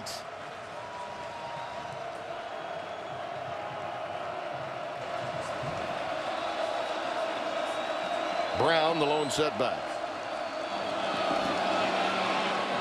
That pass is caught by Shipley, but he's shy of a 1st down. And let's head back to the studio in Los Angeles. Greg Wolf with this Lowe's Never Stop Improving Game Break. All right, thanks. Let's go to Carter Finley Stadium. Number 1 in some trouble after a fumble on the punt return. NC State would capitalize. Shadrack Thornton, 10-yard score. Wolfpack lead 38-28 in the 3rd. Tim, Brady, back to you. Greg, thank you. Again, it has happened 3 consecutive times in Raleigh, and 5 of the last 8. Isaiah Johnson is back deep. That has been a real thorn for Florida State, going all the way back to St. Bobby Bowden in his days, the early days of the ACC. The fair catch is called for by Johnson. And the Jayhawks have it when we come back at the 16. Beautiful fall day in the heartland of America. Not far from Naismith Drive. Practice has begun, by the way. It has. Saturday on Fox Sports 1. Oklahoma State's mighty offense takes aim at Iowa State. How about that? The Cowboys will test their guts They're not going to catch him. and grit against the Cyclones bent on turning their season around. This is why they call it the Big 12. What a game! Iowa State versus Oklahoma State, Saturday at noon Eastern on Fox Sports 1. Sponsored by Geico. It's all part of Foxtoberfest. EA Sports Madden NFL 15 is here. It's not just football, it's Madden season. Through this one-time offer, you can get EA Sports Madden NFL 15 with your paid order of Sports Illustrated. Call or go online now to siorder.com. Get the game with the best gameplay the series has ever seen, with a new breed of defense, including an arsenal of pass rush moves built to challenge the best offenses in the NFL. This package is available only with your paid subscription to Sports Illustrated. These items at retail would cost over $180, but through this limited offer, it's all yours for just $49.95. 28 issues of Sports Illustrated and EA Sports Madden NFL 15. Order now and your shipping will be free. Don't miss out. Go online to siorder.com or call now. Texas doesn't convert on 3rd down, and here's why. Cassius Sendish adds himself to the blitz, and it's an all-out blitz. They're going to end up being 1 short. He spooks Tyrone Swoops, forces him to throw a ball that ends up being behind Jackson Shipley. Kansas is not respecting Texas's deep ball right now. There was no one in the middle of the field. If Jackson Shipley catches that in stride and breaks a tackle, it's a touchdown for Texas. All right, 1st down now for Kansas. Had a quality drive that was snuffed out on a 12-yard blitz that forced them in a negative situation. They had to boot the ball away. That's a little quick out pattern that's completed to Tony Pearson. A 5'10", 175-pound senior, stopped by Jordan Hicks and Mike L. Thompson. Kansas starting to throw now on earlier downs, allowing Cozart to feel a sense of comfort there in the pocket and build a little confidence. 2nd and 3. Right up the gut, they go to man. And that's a 1st down out to the 30-yard line. Hicks corrals him. This is a tough run right here. Tough physical run by man. Getting north and south for the 1st down. Look, this is a style of football game Coach Weiss talked about he wanted to play, and so far they're executing it. They're down, but they're still within reach. Yeah, you take away the turnovers, particularly the interception in the 1st quarter in the end zone off the tip ball, and would be a far different circumstance on the scoreboard. Beautiful option, looked out, and it breaks wide open. Good recovery by Jason Hall, and that saved a touchdown, and Edmond is hobbling off, the middle linebacker, number 33. Perfect play call by John Reagan. Right into the teeth of the blitz. They run a sprint option. Cozart does his job and pitches the ball to Mann, who's able to do the rest. DeMarco Cobbs, number 7, formerly 49, has come into the game at linebacker. He replaces, in the middle, Edmond. And he normally would play behind Jordan Hicks, the outside backer. This time, Cozart keeps it, and he negotiates the 40-yard line. That should be another first down for Kansas. Hassan Ridgeway, the tackle. This is the previous sprint option for a big play. Cozart's going to pitch right off Diggs to Mann and allow him to get outside to the edge. Great blocking downfield by the Kansas wide receivers. They came back with the same play and said Cozart keeps it and gets a good block by his left tackle, Pat Lewandowski.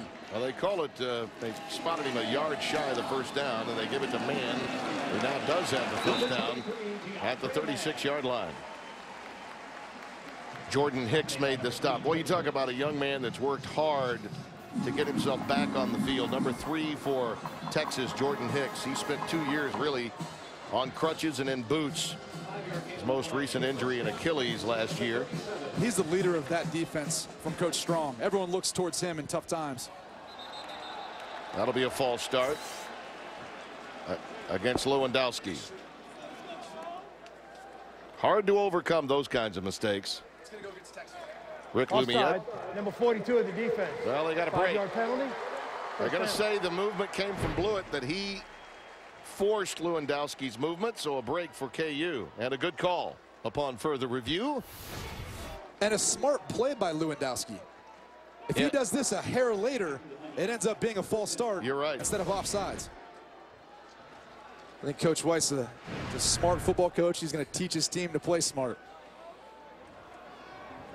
Well, you see the penalty yardage. Kansas absorbing the greater of it, 6 for 37 yards.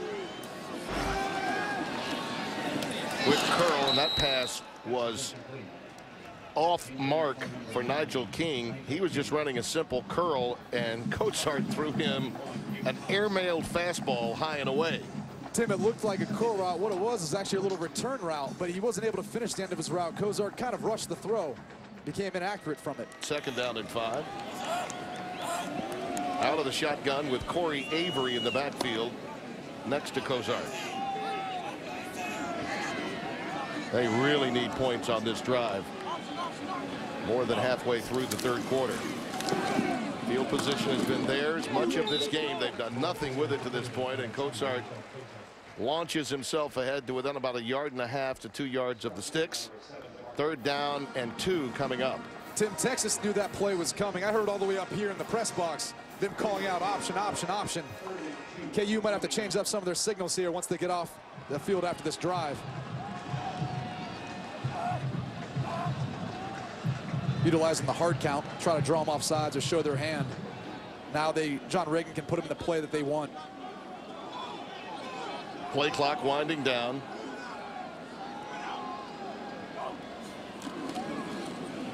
Oh, a great cut by Avery.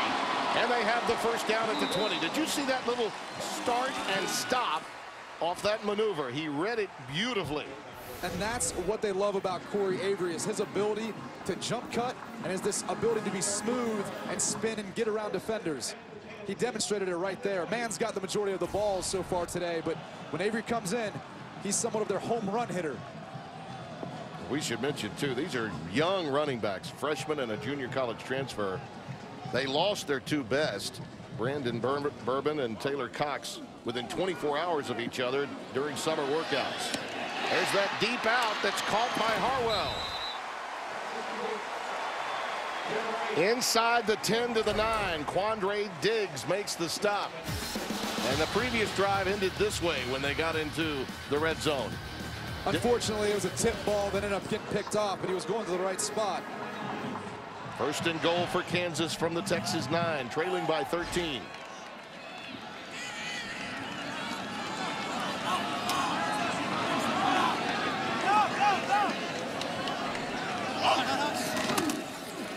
How does this Young offensive line hold up against this big, burly Longhorn front seven inside the 10. Ridgeway makes the stop of DeAndre Mann. Many times you'd say with spread offenses that it's at this territory of the field you bog down, but with Mann and Avery and the compliments they are to one another, perhaps they can line up and get something done on the ground. Well, the defensive line for Texas is nullifying what looks like a favorable box count. Rolling out Cozart. He needs some help. Finally decides to heave it out of bounds. Smart play by Cozart. Wasn't anything there for him. Hats off to the Texas defense for stretching out the play and really good coverage downfield and in the end zone. Avery checks in for Mann. 3rd down and goal for Kansas. Must produce something on this drive.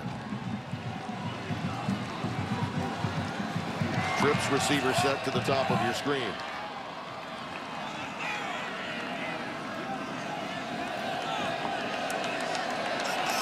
I expect him to do something towards the. You got to talk timeout here. Yeah. There was confusion, no doubt about it. A timeout well worth taking, though. 3:30 remaining here in the 3rd quarter. Trailing by 13, the Jayhawks on the doorstep. Saturday. That is a stat fact that must change after this play. Look at that. 28 plays, nada for the Jayhawks, and they have a 3rd down and goal here. What do you anticipate, Brady? Well, the biggest decision here is who they want to work, which matchup they want to work. I would personally rather work on Duke Thomas versus Diggs. All right. But, you know, they like the height advantage, but they're playing so far off, they're going to have to throw something short in front of them. And we've got a pre-snap flag coming down. Looks like we have preliminary indication false start. False start. Number 41 of the offense. 5-yard penalty. 3rd down. Jermaine Mundine, the guilty party. As John Reagan, the offensive coordinator that you've mentioned. He and Ron Pallas, the quarterback's coach. They are, in fact, the play callers for Charlie Weis. He surrendered that as this program went to the spread. There's Ron, himself a Notre Dame quarterback. Tony Pearson now has come into the game. He joins Corey Avery. It's right there to the 5-yard line. Pearson has it, but that penalty really hurt. And it's 4th and goal. What do you do? Well, if you kick a field goal, it's still a 2-score game, but I feel like you have to take the points. You have enough time, or you can rely on your defense to stop any momentum if they don't tend to get it here. It looks as though they had made up their mind before they ran the last play that they were going for it. Avery, the lone setback.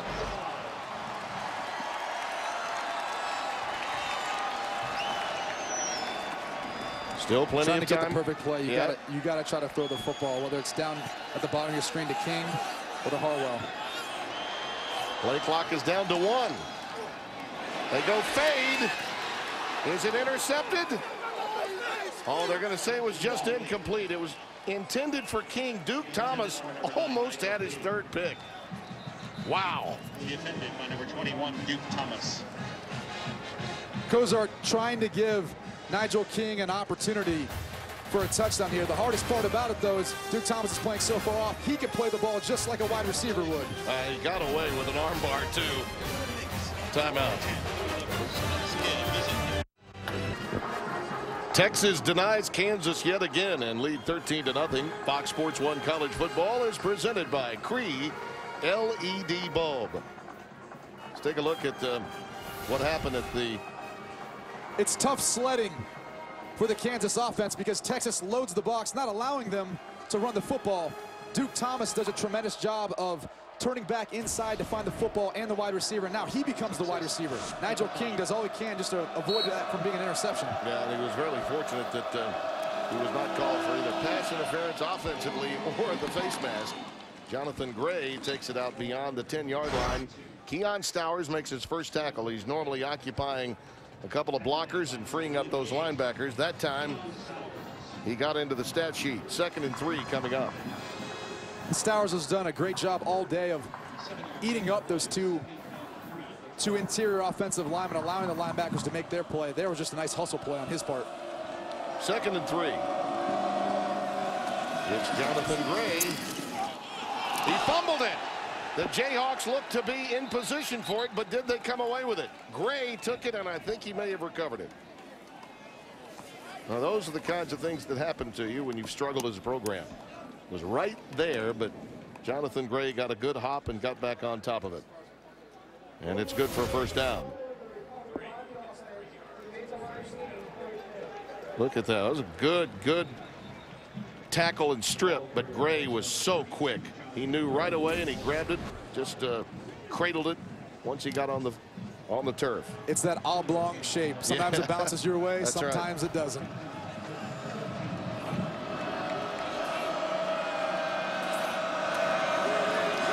On first down, Gray again.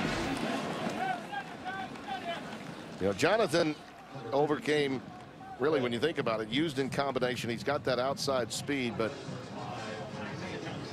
you know, Malcolm Brown had a torn Achilles. There are a lot of really banged up players on the field for Texas for a couple of years. Brown had his Achilles torn 9 months after surgery. He was back for Charlie Strong. This young man really plays hard. So does Jonathan Gray. He's very high on both of these running backs. 2nd and 5. Go to the option, swoops, spun down by Andrew Bolton, 95, after a gain of, well, a loss, really. Drops him back. And it'll be 3rd down and 9 coming up. Andrew Bolton does a nice job of getting inside, beating his man, and helping to actually extend the play, which they really were a man short outside for the pitch key. It could have been a big play had they just been able to block Bolton. Well, the Jayhawks, if they can get a stop here, would control field position and have presumably a good opportunity once they get the ball back. So this is an important play for the Kansas defense. And Swoops, knowing that, decides to take a timeout. He was running really late getting that play in. And that's the first timeout of the second half taken by Texas. Tim, this is playing exactly into the decision-making behind why Charlie Weis decided to go for it down near the goal line. All right, let's get a quick game break. Go back to our Los Angeles studios and Greg Wolf. Greg. All right, thanks. Let's go to Carter Finley Stadium. #1 Florida State down big early to NC State. Look who's leading them back. Jameis Winston finds Rashad Green, and the Seminoles have their first lead of the game, 42-38, end of the 3rd quarter. Tim, Brady, back to you. Thank you, Greg. And we've seen this happen before with Winston. He is a true leader of his football team, and you wonder sometimes with everything that's happened with that program and going even back to last year's issues off the field, that maybe this one helps galvanize Florida State, being down by a large margin at Carter Finley Stadium in Raleigh today. 3rd down and 9 here. Jonathan Gray behind Tyrone Swoops. In trouble and sacked back at the 9-yard line. Michael Reynolds does what he does best, and that's speed rush up around top of the tackle. He gets low and dips under and finds his way to the quarterback. He was actually a top baseball player as a senior in high school. But right here, he counters back inside and finds his way to the quarterback. He's got the most explosion and speed on their defensive line off the ball. Bolton helped him with that pressure. Harwell is back at his 40-yard line. And the boot from William Russ, the youngster from Evangel Christian Academy, is short. Fair catch was called for. It was not touched. It was close to being in a situation where the interference penalty could have come into play in the old days. They're going to mark it down at the 50-yard line. It looks like they're talking about whether or not it should The be ball was called. illegally touched by a member of the kicking team on the 50-yard line. First down.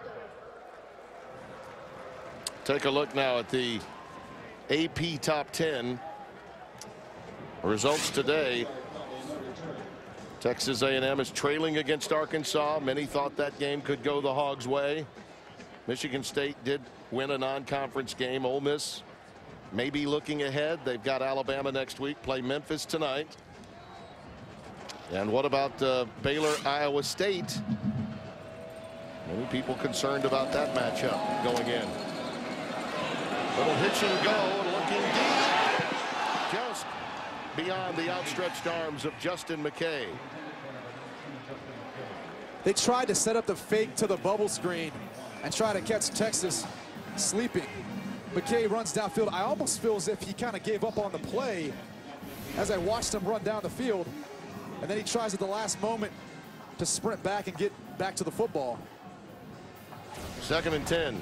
Corey Avery now in the backfield. Boy,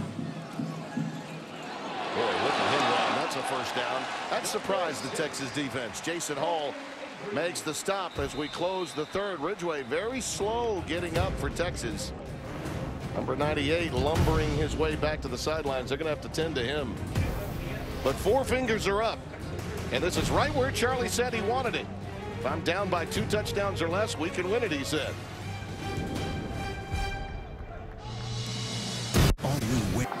Picturesque hill offset from Memorial Stadium is the Campanile, a bell tower that normally rings to signal the beginning or the end of classes in Lawrence, Kansas. We bring you back inside Memorial Stadium as we begin the 4th quarter. No bell ringing, but we shall see, Brady Quinn. It looks as though things from a tempo standpoint are right where Charlie Weis wanted it. He just hasn't gotten the execution he needs. They are. It's exactly what we talked about all week. They're playing the way Charlie Weis wanted them to, but the execution hasn't been there. And that's something that's really plagued Kansas over the course of his 3 seasons being here, is the execution just has not been there on the part of the players. And unfortunately, there's really not much you can do about that as a coach.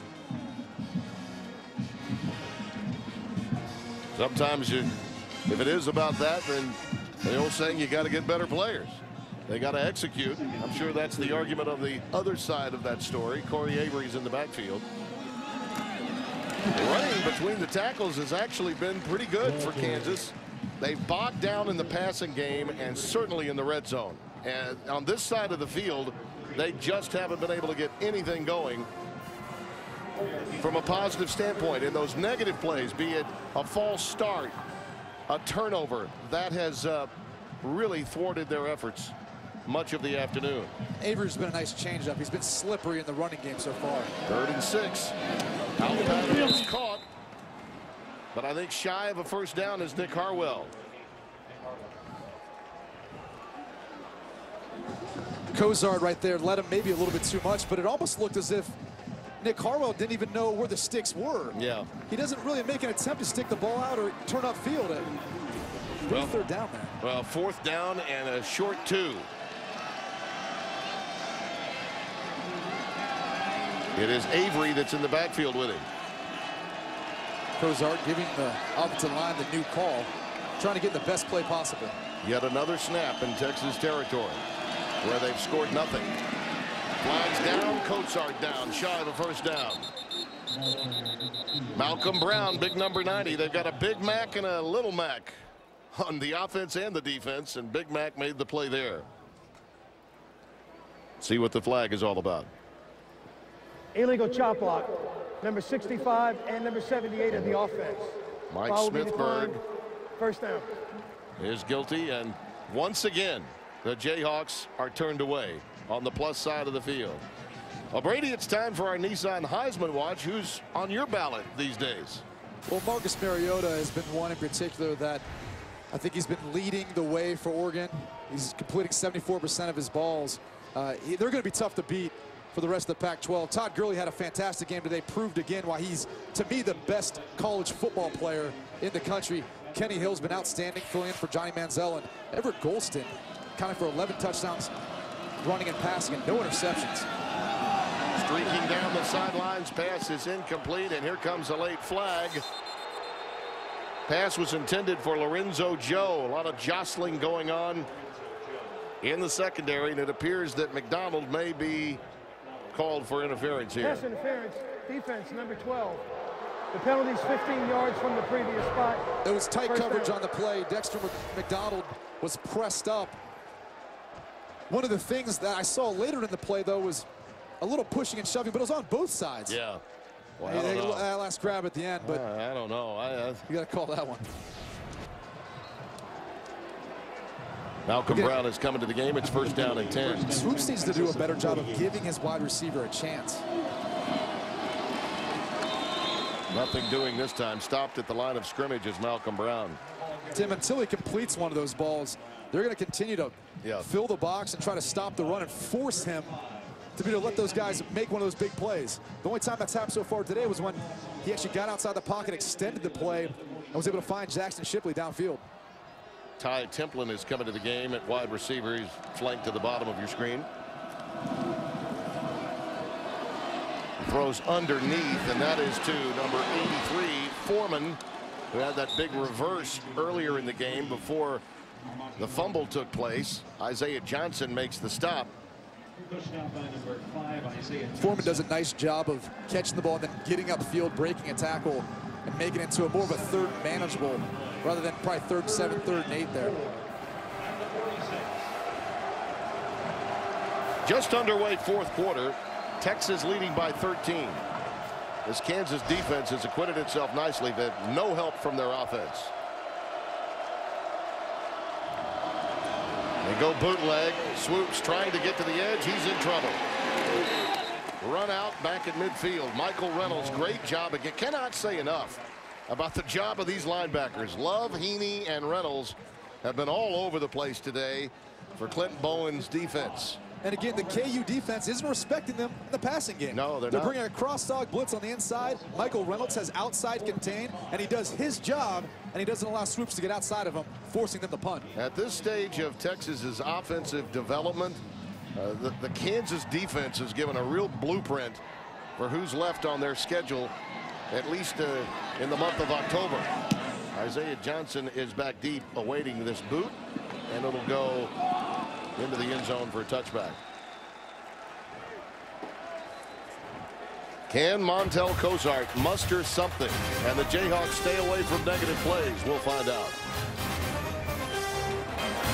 Starting Thursday.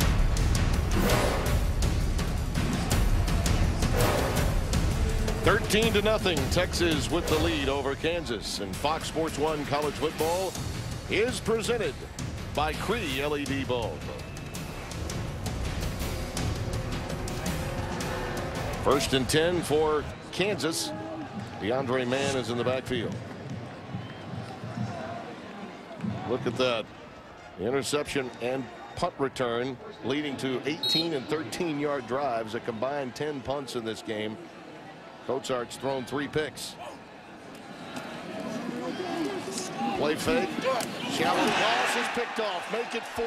Jordan Hicks takes it away. And he'll go down at the 28-yard line. And this is the Cozart really that we saw against Duke at Wallace Wade Stadium a couple of weeks back. Not the one that the fans here saw against Central Michigan in the fourth quarter last week. And Tim, this is a learning process. When you go back to this play, watch Jordan Hicks turn, find his man, Ben Goodman, and watch the athleticism of turning his hips to get back for the ball and getting his hands on it. And that's just an athletic play. You cannot teach that. That's why he's the best player on their defense for Texas. That's Ben Johnson, the tight end that he was looking for. You're right. Yeah, but the bottom line is, you wonder if the trigger just isn't where it needs to be because the confidence level isn't there. And they're doing everything in their power to help the young man. Just not his day. Swoops his pass. Too strong for Jackson Shipley. It'll be 2nd and 10. We are in Lawrence, Kansas, where the Jayhawks have had 10 possessions total, make it 11 now. 8 of them ended in territory of Texas, and they've had 4 punts, given it up on downs twice, and have been intercepted 3 times. Mike Pereira, along with Brady Quinn, alongside yours truly. 2nd down and 10. And here's Malcolm Brown looking to get to the edge, and he's stopped. This Jayhawks defense has answered the bell every time. To Darian Johnson, number 99, making the tackle there, and he's coming off the field immediately. To Darian, Stowers, they've done their job up front to allow Heaney and Jake Love to be there as well. When it comes down to it, Tim, when we're talking about the quarterback play for really both sides, Swoops, Cozart, they'll get better over time. They're still learning. They're inexperienced right now, but they will get better. Cozart, I promise you, will learn from that last mistake. 3rd down and 12. Looking for Shipley. He's got it. Stopped at the 27-yard line. Right in front of Boateng, number 1, the freshman from Toronto. It looks as though they may go for it here. Nope, they're bringing Rose out late. He'll look to get that 16-0 lead. Remember, they had a missed point after earlier, their first touchdown, and then before halftime had a field goal blocked. So in terms of building some confidence, this youngster, Nick Rose, needs some. He was formerly just a kickoff specialist a year ago.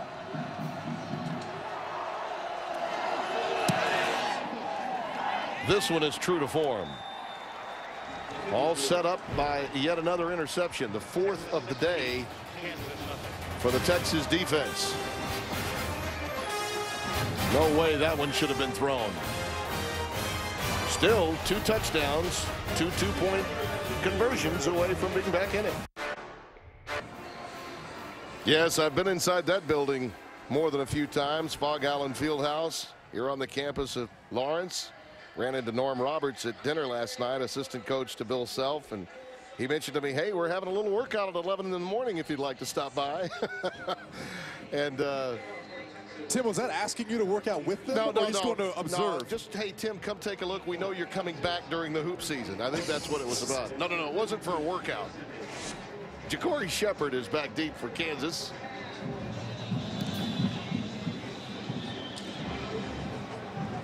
This will be yet another touchback. Let's get a quick game break. Go back to Los Angeles and Greg Wolf. All right, thanks. Cincinnati visiting the Horseshoe. The last time an Ohio team beat Ohio State all the way back in 1921. That does not appear to be in jeopardy now. J.T. Barrett to Devin Smith. Buckeyes added another touchdown. They lead it 30-7, second quarter. Tim, Brady, back to you. Oh, that's a little bit surprising. A lot of people felt that Tommy Tuberville's team might be able to give Ohio State a tussle, but not so. DeAndre Mann is coming to the game in the backfield with Montel Cozart. First down for KU. Running out of time now. Cozart needs a little bit of help. Well, I'm not seeing any receivers come back to help Cozart, and you know it's been a tough day for him already, but in that situation you're flush from the pocket. Brady, some of these receivers have got to come back and help him out. Well, that's the toughest part when you talk about recruiting. You know, guys who are JUCO transfers don't have the opportunity to be with Cozart through an offseason and for a year or two where they can develop that rapport and they can feel that. That's something that, unfortunately, the way KU has had to recruit, it's hard to build that over time. 2nd down and 10. DeAndre Mann stopped behind the line of scrimmage by Jordan Hicks. This is the previous play. Take a look at what I was saying to you here, and you'll get my point. And as you watch McKay come across, he starts to go back, and that's away from where the quarterback's running. One of the hardest things to do is to throw back across your body, and in fact, you're coached not to do that.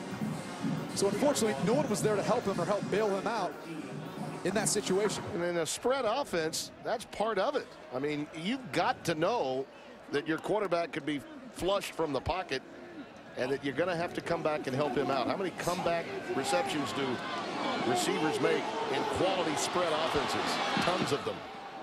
Cozart runs out of terrain at about the 27-yard line after even more pressure, and it's 4th down and a punt formation coming up. And Tim, it goes back to implementing the spread offense, it being the first season with this offense. A new quarterback to the system. There's so many moving parts that it's hard to put together the type of performance that you want on a week-to-week basis and be consistent with it when everything is so new and there's so many moving parts going around. John Reagan, the offensive coordinator, came over from Rice where they were running it very well and had been here previously, as we documented at the top of the show. Jackson Shipley awaiting this boot from Pardula. And it is a boomer. We've got flags down. And Shipley again. He had a 41-yarder earlier. And he takes it all the way to the 40-yard line. Another flag comes down, so we could have a block in the back on one sideline and another infraction near the other. So we've got 3 markers on the field. Tim, it looks like my house. There's laundry all over the field right now. Our old friend Keith Jackson used to say, I see a lot of little yellow hankies.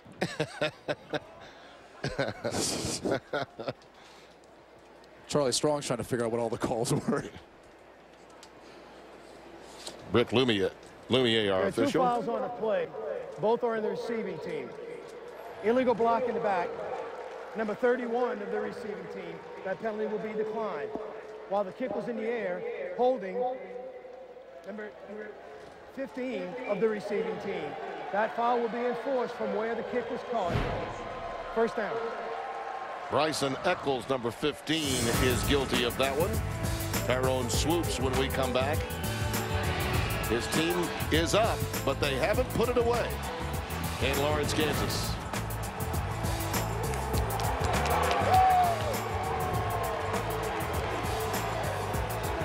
Success. Longhorns leading at 16-0 with Brady Quinn, Tim Brando here in Lawrence, Kansas. Once again, the Longhorns start deep in their own territory at the 7-yard line. Jonathan Gray is the setback behind Tyrone Swoops. And this plays, of course, into their game plan to some extent. Pound the rock, right? Just pound and ground this Kansas team if they can. But again, I've been very impressed with the way the Jayhawks have handled themselves on this side of the ball. Those 9 seniors returning have made a difference. This is Gray forging ahead for maybe a couple. Isaiah Johnson making the tackle this time. They really have, and they've been able to keep their team within reach here. It's 16-0, so a 2-score game with 9 minutes left, and Texas is going to continue to pound the football and run the clock down. But you know, Swoops has actually been more efficient than you'd think. He's 14-24 for 139, a touchdown and a rushing touchdown. Not as much yardage as maybe you'd hope. Oh, yeah, but if they are able to keep him in the pocket, they're fine. He's been really more damaging to Kansas when he's gotten out of the pocket. And I think we may have some pre-snap movement here.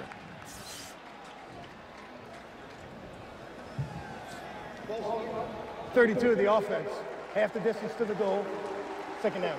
Jonathan Gray, after there was some movement from the Kansas defense, he was induced into the false start. Usually you'd anticipate when a running back jumps off sides, the ball is probably coming to him, trying to get a jump on it. Now, Longhorn fans are probably saying, we don't care if this is an ugly win or not. We're winning and Texas A&M is losing right now. Arkansas with a lead as we speak in Jerry World. That pass for Shipley thrown behind him. And Sendish was there, the free safety, to provide the coverage as Swoops got popped after he threw that one. Probably wish you could have hung on to it for a second longer. Michael Reynolds does a nice job of getting in his face and forcing him to get the ball out before he wanted to. Ends up being a little bit of an inaccurate pass, and Jackson Shipley wasn't quite ready for it. Didn't get his head turned around in time. Yeah, it was a little theatrical too. He decided to fall back, maybe hoping for a little help from the hanky. 3rd down and 13.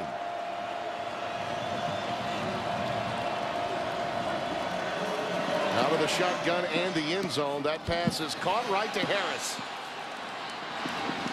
Now, that is a big first down for Texas. Now they can really let the clock work. 26 yards and a first down to John Harris. He's been their big play wide receiver. When they need something, they've gone to him. Against UCLA, he actually had what would have been the go-ahead touchdown. And right here, he bails him out on a big 3rd down catch and run. That was on a 3rd and 13. Kansas would have been getting the ball back and in good field position, which they've had a lot of today and not been able to take advantage of it. Here's that naked boot action again. This time the pass is caught to Jeff Swain, number 82. And the tight end lumbers ahead past the 45-yard line to the 48. Heaney again making the tackle after an 18-yard pickup. Yeah, Tim, you know, he played running back and safety actually in high school, and he was converted into a linebacker, so he's used to running around all over the field. He's just doing it in a little more defensive fashion now. He's a throwback, and in space can be nasty. Fear the beard, Tim. On first down, Swoops pass. A little strong that time for Jonathan Gray. They actually ran a little pick play there with the tight end, giving Jonathan Gray an opportunity to get over top and force his defender to run through Jeff Swan. I'm curious your thoughts on Charlie Strong and this opportunity that's come his way after waiting such a long time to get a head coaching opportunity. When we have an opportunity to talk about it a little further, Brady, I'd like to get your thoughts. Brown and Gray are now in the backfield on 2nd and 10. Here comes a blitz from the inside. He has to dump it. I've been a proponent of Charlie's a long time. He waited far too long to get his head coaching opportunity. Did a wonderful job for Tom Jurish at Louisville. Is he the right man in the right moment, in your estimation? Without a doubt.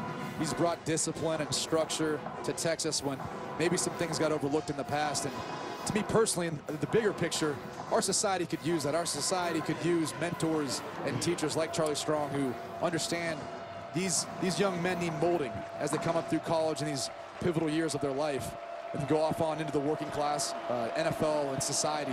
We need this kind of discipline. 3rd and 10. Swoops. Well, there's a situation where Harris did come back a little. Pass was incomplete, thrown down near his feet. They'll have to punt it away. Let me say this about Charlie, because I've known him such a long time. If the problem really was a football problem, Texas is going to be in great shape. I have concern that the problem at Texas is that it's beyond just a football problem, that there are too many tenants, too many people, too many donors that have too much influence. And if that's the problem, then Charlie Strong alone can't handle it. William Russ will punt it away. Isaiah Johnson is back deep.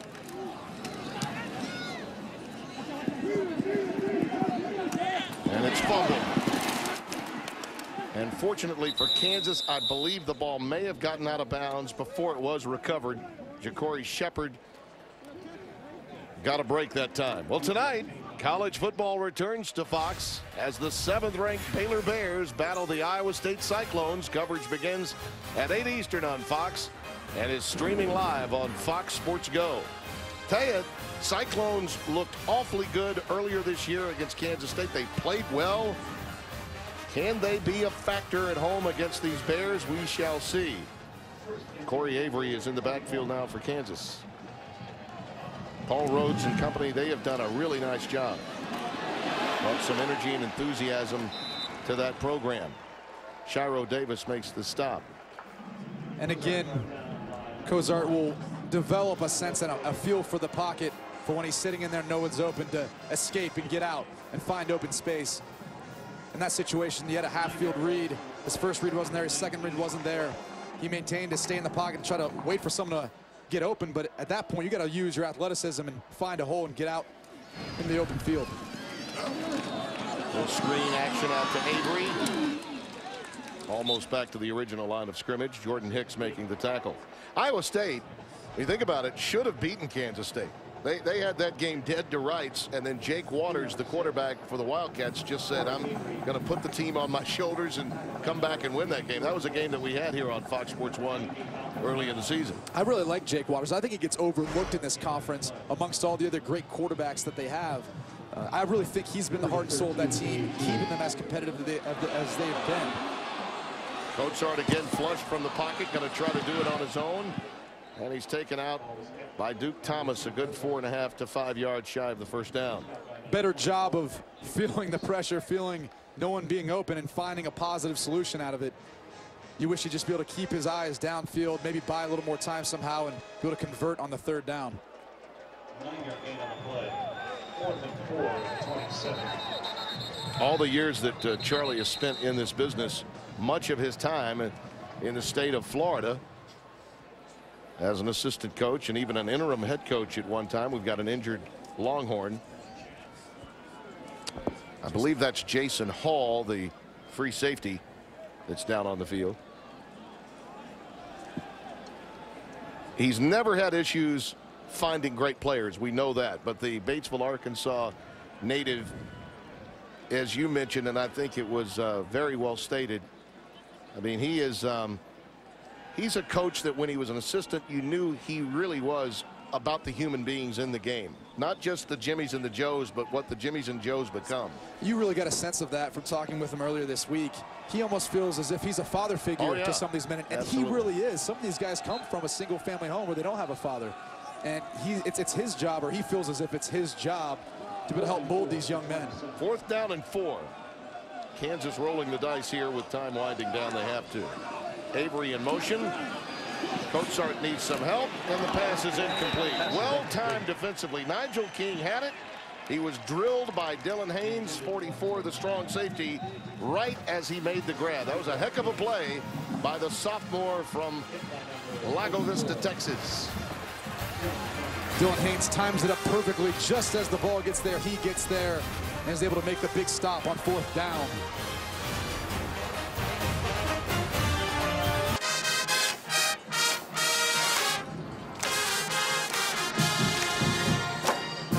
Fox Sports 1 College Football is brought to you by Cree LED Bulb. 5:20 remaining in our game. Tim Brando alongside Brady Quinn. First and 10 Texas at the 27. And the Longhorns, after taking over on downs, have the ball at the 27-yard line of Kansas. Well, Swoops just threw that one in the dirt for Malcolm Brown. The Kansas offense. Going back to that last 4th down, as Cozart rolls out, Dylan Haynes has his eyes all over the quarterback like he's taught, and he breaks on Nigel King to get there just in time as the ball gets there.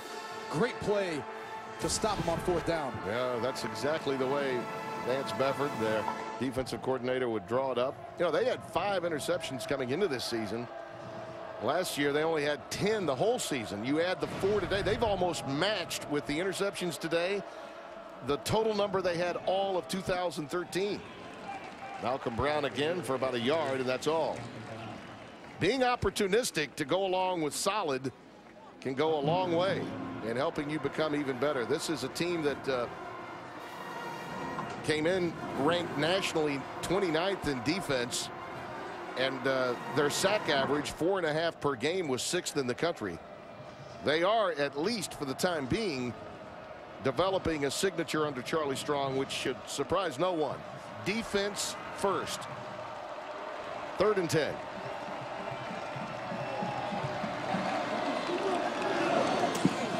Harris again along the sidelines on the quick out. I believe they're going to set him up about a half-yard shy of the 1st down. Surprising that that mark is where it is, but it is, and it's going to set up a 4th down. And again, they bring the all-out blitz. It's been successful in the past. Right here, Swoops is able to connect with John Harris. Well, it's a good spot now that I look at it. Yeah, it's pretty accurate, but finally Swoops is able to take advantage and at least complete a ball versus that all-out blitz. 4th down and a yard. Power set with Brown in the backfield. And Tyrone Swoops takes it ahead on the sneak. Uses all that 6'4" frame to Why not? drive the rest of the O-line forward. Why not?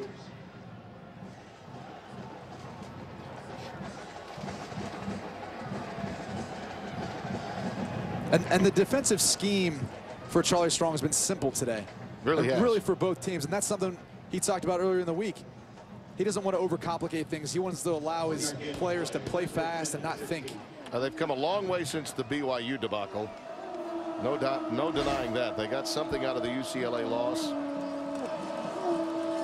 Thought there might be some rust after the time off. That fade pattern is caught for a touchdown, Marcus Johnson. Now that had just enough air underneath it. Over Dexter McDonald. Marcus Johnson with a touchdown for the Horns. An excellent throw by the sophomore Swoops. They'll start respecting you when you make throws like that. Swoops puts a perfect ball. We got a holding call. It's coming back. Penalty will be 10 That yards. little yellow hanky. We play first down. But I'll tell you what, when you complete a ball like that, even though there's a penalty, that DB and that defensive coordinator knows it now. It was a late call. Darius James, number 52, backup tackle, the guilty party. They had already struck up the band. That's just a shame. Yeah. Literally a perfect thrown ball. Marcus Johnson does a tremendous job of getting outside and making the tough catch with Dexter McDonald all over him.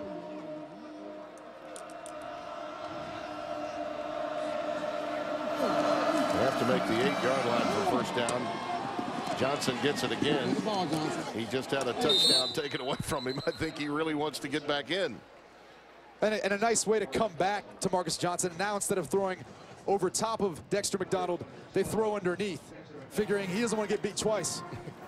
But Dexter McDonald is the lesser of the two between Ja'Cory Shepherd and him, so he tends to get a lot of the balls thrown his way. It's that old saying about reps. You need them to get better, and Tyrone Swoops is getting his fair share. This may be a completely different Texas team once we get into late October, early November with the talent that they have. That's a rifle shot to Harris. Did he get in? Touchdown. 16 yards to his favorite target, the veteran leader, John Harris. And Tim, they come back with this same exact route, different guy running it. This time, John Harris is able to come back, catch the ball. Just a tough run and a nice job of extending the ball out for the touchdown. That's the matchup they've been looking at all week. And in previous weeks, as you watch on film, everyone's going after Dexter McDonald. Well, let's see. Touchdowns that were drives of 18, 13. And now again another short field, only 27 yards after taking it on downs. But we have to say Tyrone Swoops looked very effective with those two throws. One that didn't count and one that did. Really the last three. He's been extremely efficient. He's demonstrated more accuracy this half than the first half, and out of the pocket too, not necessarily scrambling and rolling out. Well, he's got a touchdown catch, does Harris, in all 4 games, the senior from Garland, Texas. Coming up next on the slate for the Longhorns, Baylor. And that man knew that he needed to get his team in a positive frame of mind, start playing with the pride necessary, and then Oklahoma. My goodness, that's a strong month of October. Quite a gauntlet ahead for them. Iowa State's no easy out, even though it's at home, and Kansas State just down the road from here to close out the month of October. And that round robin that the Big 12 plays will be interesting to see at the end of the season how the playoff committee views it as opposed to the conferences with the championship games. Yep. Well, they've had some very well-timed regular season games during the BCS era that happened to be on the same date as the Big Ten championship, the SEC championship, which put in the mindset of at least the BCS and the voters in the coaches poll that at least they were playing the same day. Now, that may not be always there, and certainly we have a different system in place now than we once did. Turnovers the key element in this game to go along with key plays, including this interception by Quandre Diggs right after Kansas had the ball after a turnover. Then Jackson Shipley with a 41-yard punt return leading to this touchdown catch to McFarland, the tight end. And then off the bootleg action, Swoops, there it is, made it a 13-0 game. Probably multiple guys you could make the case for as far as player of the game. Jackson Shipley's been big in the passing game and punt return, and John Harris on the receiving end for Tyrone Swoops. And Tyrone Swoops has been efficient. Yes, he has, in the second half especially. Michael Cummings is in the game at quarterback now, number 14, junior from Killeen, Texas. Handing off there to Joe Deneen, number 29, freshman from right here in Lawrence. Played at Free State High School. So we're still contemplating our player of the game, huh? We're contemplating it. I like that. Nice little tease on your part, Quinn. Just your second game and you've already learned that. Takes it up beyond the 30 to the 32-yard line. This is what we call the payoff, Brady. Our Right Stuff player of the game is presented by Academy Sports and Outdoors, Jackson Shipley. And he's really been the guy to create a spark and to create some distance between Texas and Kansas on the scoreboard, whether it was with a punt return to set up the first touchdown, the big play to set up the next touchdown after Swoops scrambled. And he's been there on third down as well, making some big catches to continue to move the chains for this Texas offense. Deneen carries the mail yet again. Got the first down. Paul Boyette Jr. making the tackle.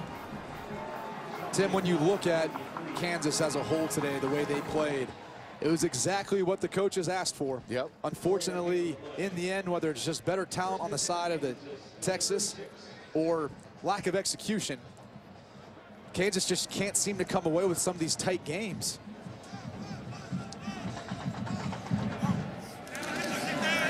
They just need, as a program, something to build on. And last week, when you think about it, for Charlie Weis to tell us that in 2 years and 3 games, he finally got a fourth quarter. I mean, they knew, and he told us when we talked to him earlier in the week, that this administration knew that it was going to take 5 years to fix it. I mean, this is a different animal within this conference than a lot of other autonomous 5 programs would be. I mean, if you think about it, had the Big 12 not remained intact and a lot of schools moved west, young man, Kansas was going to be on the curb waiting to find a place to stay. Kansas is a different animal than other teams within this conference. And it's tough to recruit. It's tough to find kids that want to come to Kansas over Texas, over A&M, some of these other schools that are in this region. So some of that difficulty has been trying to find ways to get the talent that you need to compete with these teams. Now, if you look at the fact that these running backs, Cummings now takes it on the option, they lose their 2 top backs, Bourbon and Cox, within 24 hours of each other. These youngsters, Corey Avery especially, the freshman, really impressed me today. They've got a little something to build on, but they need to have some success. They do. For them to buy in. And they're going to go through some growing pains with Montel Cozart, but he's going to be the guy in the future for this program. He just has to take these experiences, learn, and not go back and make the same mistakes. Charlie Strong's team comes away with a win, moves to 2-2 with a very difficult October in front of him. A much-needed win and a shutout pitched by his defense. For Brady Quinn and our entire Fox Sports crew, this is Tim Brando. Our final score from Lawrence, Texas 23, Kansas.